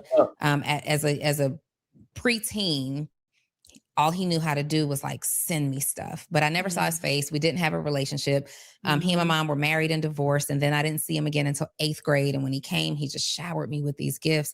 And so I think for me, I like gifts, but I've never really understood how to receive the gift because I don't want you to just love me through gifts. Yes. If that makes sense. Yeah. So I completely get that. What would you say is one of the most challenging things about dating, Tasia? The most underrated business. Yeah, bro. I'm gonna let. That's a great talking point. Yeah, man. Shout out to them. I think what they're doing. I think what both of them are doing. And by the way, y'all, that's David Shands. That's the guy. That's David Shands right there. They're business partners.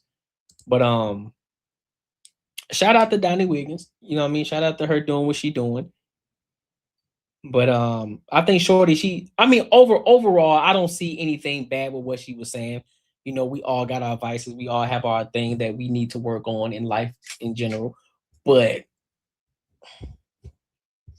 ultimately, it was a good video. You know, I don't have much negative to say about what she said. So it is what it is. Hey, facts. Donnie be giving game, bro. Donnie is a smart woman. She is a smart woman. Now, when it comes to relationships, I don't know how great of a person she is to date, but I know when it comes to business, when it comes to her giving good advice, I think she's spot on for most of the time. She knows how to call it for what it is. She knows how to call them out. But yeah, I do. I hope she finds somebody too. I hope she finds somebody that, you know, that's able to give her the 80%. Give her the 80%. Hopefully she doesn't fall for the 20% and then be right back in the same predicament. You know what I mean? But hey, if y'all find any value in this video, make sure you like, comment, and subscribe for the algorithm.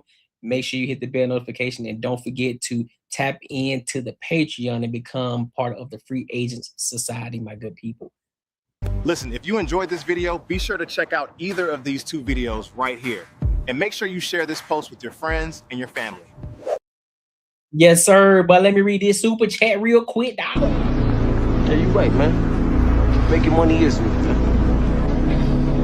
10 years, me and you gonna have matching Benzes. 10 years? I think more like 10 days, man. 10 days. Yes, sir.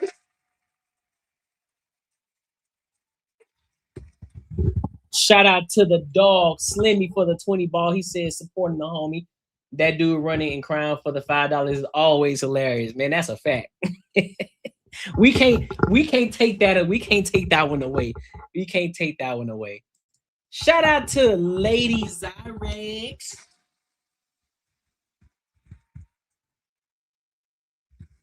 Shout out to you for the gifted, the 10 jewels. I appreciate you for showing love. I appreciate you. He said Paid in Full is one of my favorite. Man, I'm telling you, Paid in Full is fire.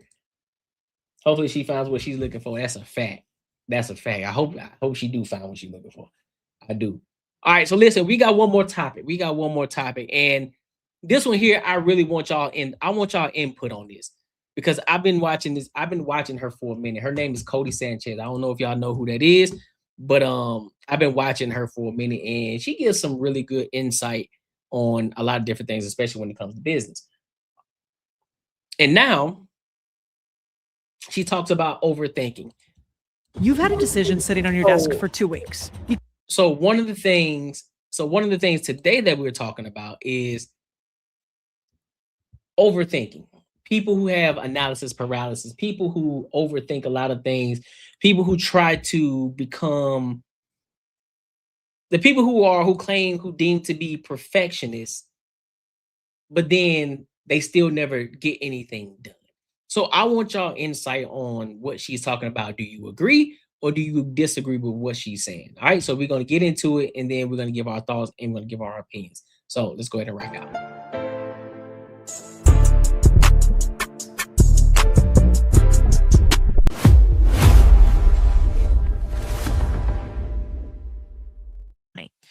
So I want you to think about it like this.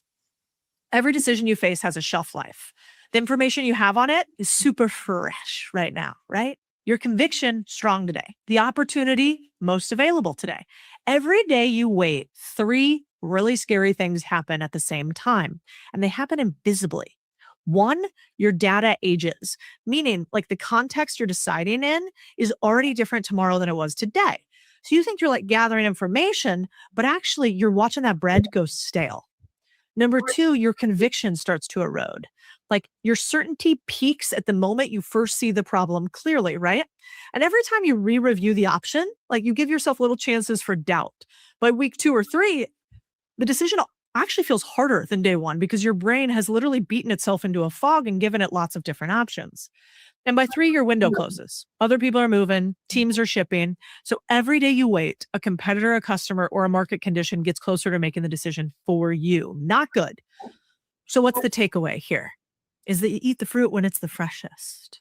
Moving quickly means going through the Overton window while your conviction is high and your data is relevant. So you run, you don't walk. Information doesn't age like wine. It ages like milk, which ain't good. So here's the tool that I use so you can steal it. I call it the decay question. For any major decision you put across your plate, ask yourself, is what I learn in the next 30 days worth more than what I lose by not starting? Answer, 9 times out of 10 is fucking no. For 90% of decisions, the honest answer is no. And the 10% where the answer is yes, you're dealing with a genuine one-way door and you should take your time. I'm going to get to that in a minute. It's one of my favorite stories of all time from one of my favorite entrepreneurs. But I actually want to take you back in time first to a guy by the name of Jim McKelvey in St. Louis in 2009, who almost sold a $2,000 piece of art at an art fair. The buyer was ready. He had the money, but McKelvey, the glass blower, he couldn't take it. You see, he was an artisan, not a shop with a full point of sale system. And at that time, that meant his customers had to pay in cash or walk away empty-handed. So he lost the sale. McKelvey was pissed, right? So he called his friend Jack Dorsey, the co-founder of Twitter, who had interned for him actually as a teenager, to rant about this thousands lost. And Dorsey said, why don't we just fix that? 3 weeks later, 3 weeks, people, they had a working credit card reader that plugged into an iPhone, and that simple product launched the company Square. After seeing all the success that Square had, Amazon, big baby Amazon, they launched a competitive product called Amazon Local Register. It's a mobile credit card reader for small businesses, and it had lower fees. So it's way cheaper. It's backed by $100 billion Bezos with the brightest minds in tech. And less than a year later, Amazon realized Square's lead was going to be impossible to catch up to, so it quietly shut down Amazon Local Register. What's the lesson? Square won because they pounced on the market years earlier when conviction was high. McKelvey missed his sale. Data was relevant. McKelvey had no way of accepting credit cards at that moment. And the window was open. There was no point of sale system options for a small sole proprietor. They moved fast, so they won. So if you're currently sitting on a decision about a changing market, maybe it's AI, a new competitor, a shift in your customers' behavior, you don't have more time than you think. You have less. In fact, I just got in a little scuffle with one of my team members about that this morning. I have a rule. It's called the 24-hour rule. And now I think it's even a shorter rule. It might be the 2-hour rule now. But the rule is when you meet with somebody that you want something from, you should overwhelm them with the speed at which you respond back after the meeting with something impressive. So we had just met with these investors. And the investors that we met with were going to give us millions of dollars in one of our companies. And I got pissed because it was Friday afternoon, Friday evening. Do you think we got that response out to them that day? We did not. So guess what happened? They beat us to it on Monday. And what happens when you do that? You show them that they move faster than you do. I hate that. So I want you to be like Square. When you see an opportunity, don't hesitate, go. Like real life Slack that inspired this podcast today. My team said they would get back to me in a week. And it's this. Listen, bro, I think I suffer. I ain't gonna even say suffer from it. I have this thing, and one of my good friends, he coins me on this every single time. He was like, one of the things that I like about you is one thing I like about you, see, is that you take action immediately. If I learn some new information, I do my best to try to implement it right then and there while the iron's hot, while it's still fresh in my mind, while I'm motivated to buy it. Everything, I take action on it right then and there. And so I think that's something that I'm big on as well. So even when it comes to people responding, if there's something that I want to get done, I want it done now. I don't want to wait 2, 3, 4 hours later. I want to know, can we get this done now? Because that's how I look at it is, it's one thing off of my plate that I don't have to continue to keep worrying about. The sooner I get it done, the easier I can get to the next thing, or I can move on to the next step. I hate having to wait. So if I have to put myself in a position like, all right, bro, I want to get this certain thing knocked out now. Can we get it done now? Well, man, listen, man, give me about 48 hours. 48 hours, man. Like, you can't do it in the next hour or so, bro. Yeah, and I think that's why, a lot of times too, a lot of people prefer to do it themselves because they know they can just get it done right then and there. You don't gotta wait for somebody to get opportunity, to get time. It's like, nah, I need this done now. I gotta get this done now. Because I've asked some things from some people before. It's like, hey man, listen, I need you to do this. Can you do this for me? And then here's how I try to apply the urgency behind it. Hey, listen, man, I'm trying to do this by X, Y, and Z. I'm trying to get this done as fast as I possibly can, man. All right, man, I'm gonna help you out. Bet. Next thing you know, you don't hear nothing back. You try to give it a day or so. And then on top of that, you try not to be that person that seems as if they're trying to be so pushy. But it's like, man, dang, bro, like, what we doing? Like, you ain't got no information for me? You ain't got nothing? No update, no nothing. All right, well, I guess I gotta do it myself then, because apparently we moving on your time and not mine. So yeah, so I definitely understand that. I definitely understand that as well. Even when it comes to building the Patreon, right? Instead of me, because at first, because this is how it was with the Patreon, and this is why I'm pushing it so hard now. When I first started doing this platform, right? When I first started the Courtnee Edgar Show, I started the Patreon at the same time. Now I'm like, I'm just gonna push the Patreon. But then I was like, why push the Patreon now when I ain't got nobody? Ain't nobody checking for me right now. Right. And I'm still not huge yet, but from where I started into where I am now, we've gotten bigger and we're constantly growing. And I was like, man, no, maybe not. Maybe I shouldn't push the Patreon right now. So I put it on the back burner for now. And then just recently, probably I say about a month or so ago, I asked the chat and I was like, man, should I push my Patreon? Like, should I actually push my Patreon, considering the fact that, we're about to push 3,000 subscribers on YouTube and I haven't been pushing it like I should have. Should I push it? And then the people was like, yeah, push it. I was like, all right, bet. Well, we back up. And so now when I actually started it back up, I started to do some more research. I'm like, all right, man, how can I, start to talk to AI, which I think that's another thing that people should jump on right now and not wait on, is AI. Really start to use it to hone in on different things and different ideas that they may have or been sitting on for a while. Use AI to help you configure that and figure some things out. I use AI to help me come up with the free agent society. That's the identity name for the Earn Not Giving community, right? When you think about free agent society, you think about Earn Not Giving, you think about Courtnee Edgar from the Courtnee Edgar Show. Because now there's an identity attached to it. Like, well, okay, so what does a free agent mean? So free agency, think about what a free agent is. When you think about basketball or when you think about football, a free agent is somebody who has to work their tail off in order to get that contract.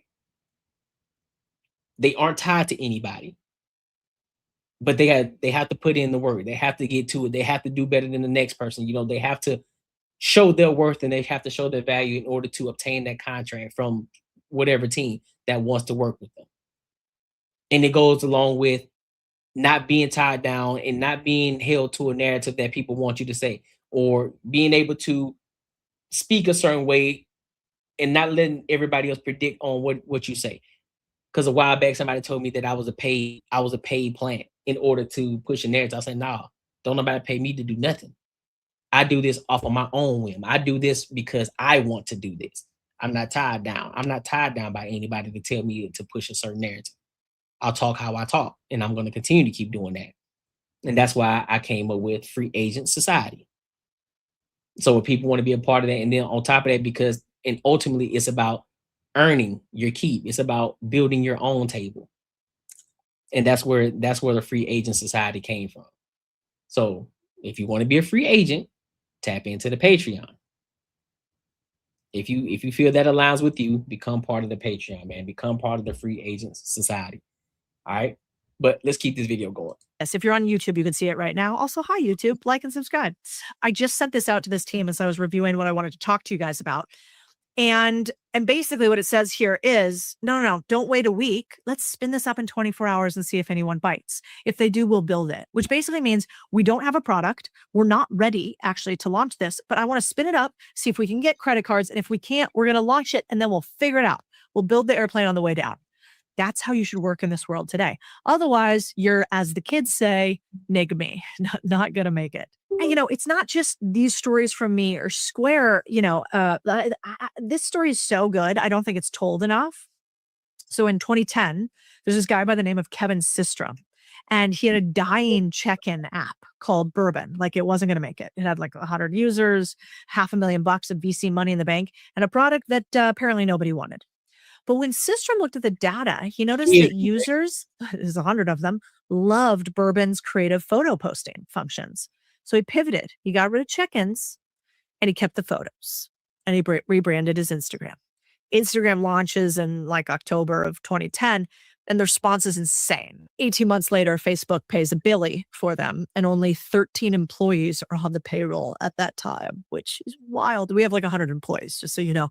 And sadly, I'm not quite at $1 billion yet. But here's the key takeaway. It's not just that they pivoted. People do that all the time. It's that they moved fast. Like, every competitor in photo sharing was still running roadmap reviews while Instagram was live and growing. So Systrom didn't have better data than his competitors. He just acted while the data was still fresh. So don't let yourself get pulled into decision decay, because decision decay is the why. So now you need 2 rules for the how. And I want to steal these from like one of the best of entrepreneurs of all time, whether you like him or hate him. It's the bald man himself, Jeff Bezos. And rule number 1 is the 70% rule. So in his shareholder letters, which are amazing, he has one in particular from 2016. And he talks about that most decisions should be made with 70% of the information you wish you had. If you wait for 90, you're too slow. Facts. And in most cases, slow is more expensive than raw. And so why 70? Because in Bezos's eyes, the last 30% of the information is always really expensive to get, right? Like, you're like, when I have more of that, when I can figure that all out. No. The first 70% comes fast. So ask yourself, am I at 70%? If yes, move and then correct once you're in motion. The second one is called the door test. And it's called build the car while you drive it. Build that joint while you drive it. Listen, man, I don't know how we gonna get. It's like, listen, bro, you take the vehicle, you take what you can get from it right now. Can it move? Can it operate without everything functioning how it's supposed to? Can it operate? It can. I bet. So let's drive this thing and we'll build it. We'll figure it out along the way. That's all it is. Build the car while you drive it. You can't just sit there and wait. You can't sit there and wait. I told my good friend this the other day. I told him this the other day. And it's the same guy who told me, like, hey, bro, I like the fact that you love to take action. And I told him, I said, hey, man, every time that you're not doing something with your business, because he's in the business, he's in this new business where he's a consultant. It's a fitness consultant, but he has a twist to it where people always focus on just the fitness aspect of it, but he focuses on the confidence. He focuses on the mental aspect of it too. So it's a 2 and 2, which is pretty dope. And so I told him, I said, hey, bro, the moment that you're not doing something, there's somebody out there who's working when you're not. So when you're too busy trying to focus on trying to be perfect, this ain't the time for that. You can build it while you fly. You can build the plane while you fly it. Just get to it. Stop waiting. Like, don't wait till next week. Don't wait because somebody else is working right now. While you're thinking about it, while you're contemplating on it, somebody else is working. Take action now. Do the thing now. Don't worry about it being perfect. It'll be perfect later. You got to get it out there because guess what? People are going to find the value regardless. Regardless of the quality of the video, regardless of the quality of the audio, they're going to find value in it. The people that's supposed to find the value, they're going to find the value in it. Just take action now. Do it now. We ain't got time to wait. I love this idea so much. I use it all the time. I think my husband actually introduced me to it first. He'll say to me, is this a one-way or a two-way door? What does that mean? Every decision is one of two types. A one-way door is reversible. Selling your company, firing a senior employee. It's like it is half-assed, but it's not though. Because ultimately in your mind, it's like, all right, I need this thing to be perfect because when I launch it and it's out there. Right. So I wouldn't necessarily say it's half telling it. I would just look at it more as you're a little bit too cautious of a mistake happening or something going wrong. And you don't want it to go wrong because you don't want people to deem this thing that you put out there as wrong. Right. So I can see it from that perspective. But instead, regardless of how perfect you may think it is, it's still never going to be better. It's still never going to be better than the 100th time that you've done it. So even if you think it's perfect right now, your 100th time of doing it is going to look 10 times better than the first time you did it. So now you trying to be perfect, it still ain't going to be perfect. So that's why you just say, don't worry about it being perfect. Just get it out there. Build the habit of doing it. Build the habit, continue to build the habit, build the habit, build the habit, build the habit. Then once you built the habit, now you can focus on the inadequacies of what it is that you're putting out there. Okay, well, I've been doing this. Okay, now I can see I can improve on this. Oh, I definitely need to change this up. Oh, but we can keep this right here. So now you can start to really fine tune it. Like, I bet now we have this whole platform out here. It's a blank canvas. All right, now we can start to connect dots. All right, well, we're going to take this. We're going to put this here. We're going to take this over here. We're going to put this down here. Now we can start aligning things how it's supposed to be.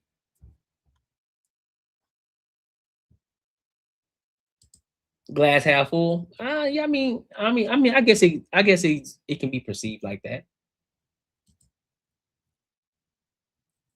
But look at it from a different perspective too. Zyrac. They can look at it as half-assing by you just taking the action and not actually putting no thought or effort into it. So both can be true based off of how it's perceived.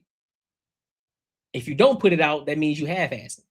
If you do put it out, that means you did it half-assed. You put it out half-assed. You see what I'm saying? So, because some people have the mindset of, well, if you're gonna do it, make sure you do it to the best of your ability. But if you ain't gonna do it, or if you do it, or if you don't decide to do it, you half-assing too because you ain't even shooting. You ain't even trying to take the shot yet. So it can be looked at both ways. Committing capital you can't get back. Those deserve care.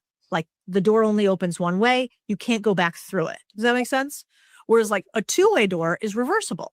You walk through it, look around, and then you go, I don't like this place, next bar, right?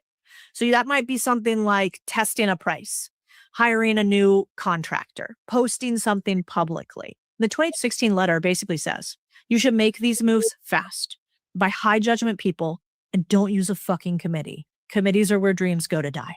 The smaller the group of people, the better. In fact, Shopify famously works in teams of 5. They say the best teams are all 5. And so they have like a 3,300, I believe, R&D, research and development group. And even in there, they have teams of 5 inside of the 3,300s. So most organizations fall into something where they treat every decision like a one-way door. And you probably do this in your life too. You're like, well, I don't know. Should I go to this event? I can't decide. It's like, what's the problem if you decide later? Oh, I don't know. Should my kids and I go on vacation here and there? I don't know. Can we make that? Is that like a life-changing decision or not? Like how many low-level decisions do we make every single day that we treat like one-way doors and they aren't? So do an audit tonight. Look at your 5 most stuck decisions. Probably at least 3 of them are two-way doors. So walk through, baby. Stop treating it like you can't go back. And the research is actually really on his side. There's actually a really fascinating phenomenon. I believe it's called the Zeigarnik effect. I don't know. You guys tell me if I'm spelling that or saying that right on the internet. But this shows how unfinished tasks occupy disproportionate mental bandwidth. Like, you know what I'm talking about, right? Like, your brain hates that open loop that you're like, oh, my mom's kind of famous for this one. Sorry, mom. She, every time we leave the house, I swear to Christ, I'm 39 years old.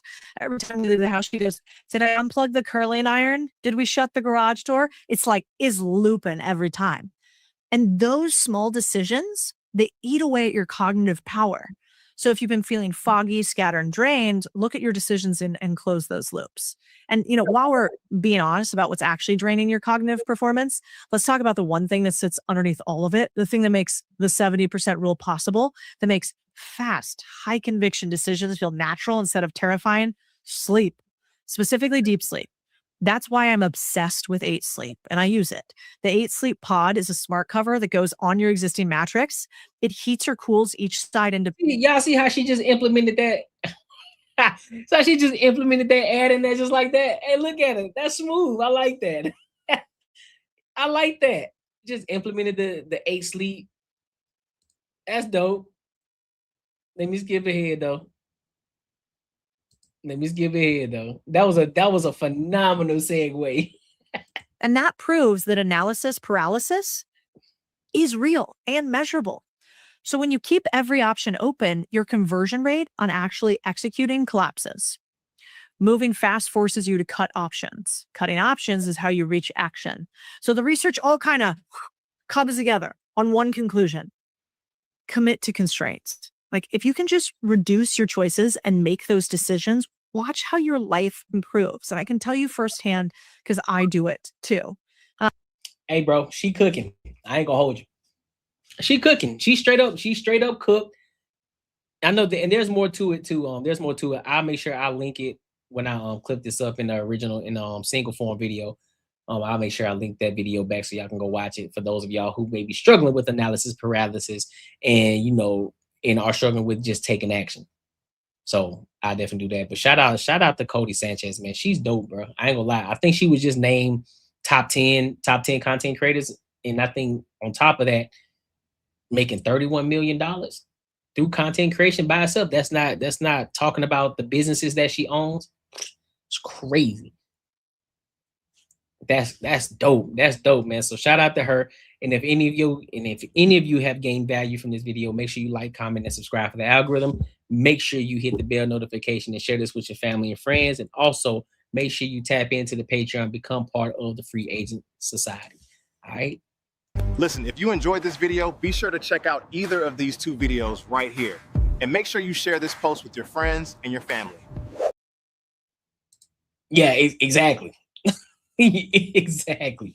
Got that cow skin couch. Exactly. Oh, she got bread, dog. When you at a point in your life where you get chauffeured around everywhere in an SUV. In a black SUV, yeah, you doing big things out here in these streets. You doing big things out here. So yeah, she gives a lot of great insight, man. I listen to a lot of things that she talks about. Some of the things I have implemented too that she talked about too. So she's dope, man. She's dope. I rock out with her. I definitely rock out with her. But man, another great show. Another great show in the books. For the people who came through, I appreciate y'all for showing love. I appreciate y'all for tapping in. That lets me know that I'm doing great with this show and that more and more people are starting to rock out with your boy. It says a lot. I definitely do appreciate y'all. It's something about being around business owners that talk like that gets me going. You feel me, dog? Listen. I am 100% with you, dog. I get into a whole different mode. It's like I think for me personally, it's because I see myself being in that position. I think that's why I get so excited about it. I see myself being in it. And on top of that, because I am doing something, I don't care what nobody talk about. I don't care what nobody else got to say. This right here is a business and I'm building it. And so me being able to, maybe because it ain't at that scale where I needed to be yet, but because I see people doing this, because I see myself being that person. And I think that's why it gets me so excited. And I'm actually working towards it. I'm not just talking about it. It's not alcohol talk, right? It's because I'm actually doing it. I'm doing it in real time. I'm building this joint on the fly. And I think that's why I get so excited about it, man. And so I'm going to continue to learn. And then the things that I do learn, I'm going to show, I'm going to add that value as well. And I'm going to do that in a Patreon too for the people who want to go to a deep dive, who want to deep dive into it and what it is that I'm actually doing and things that I have to come. All right. So with that being said, man, I appreciate y'all for kicking it with your boy. And until next time, I holla.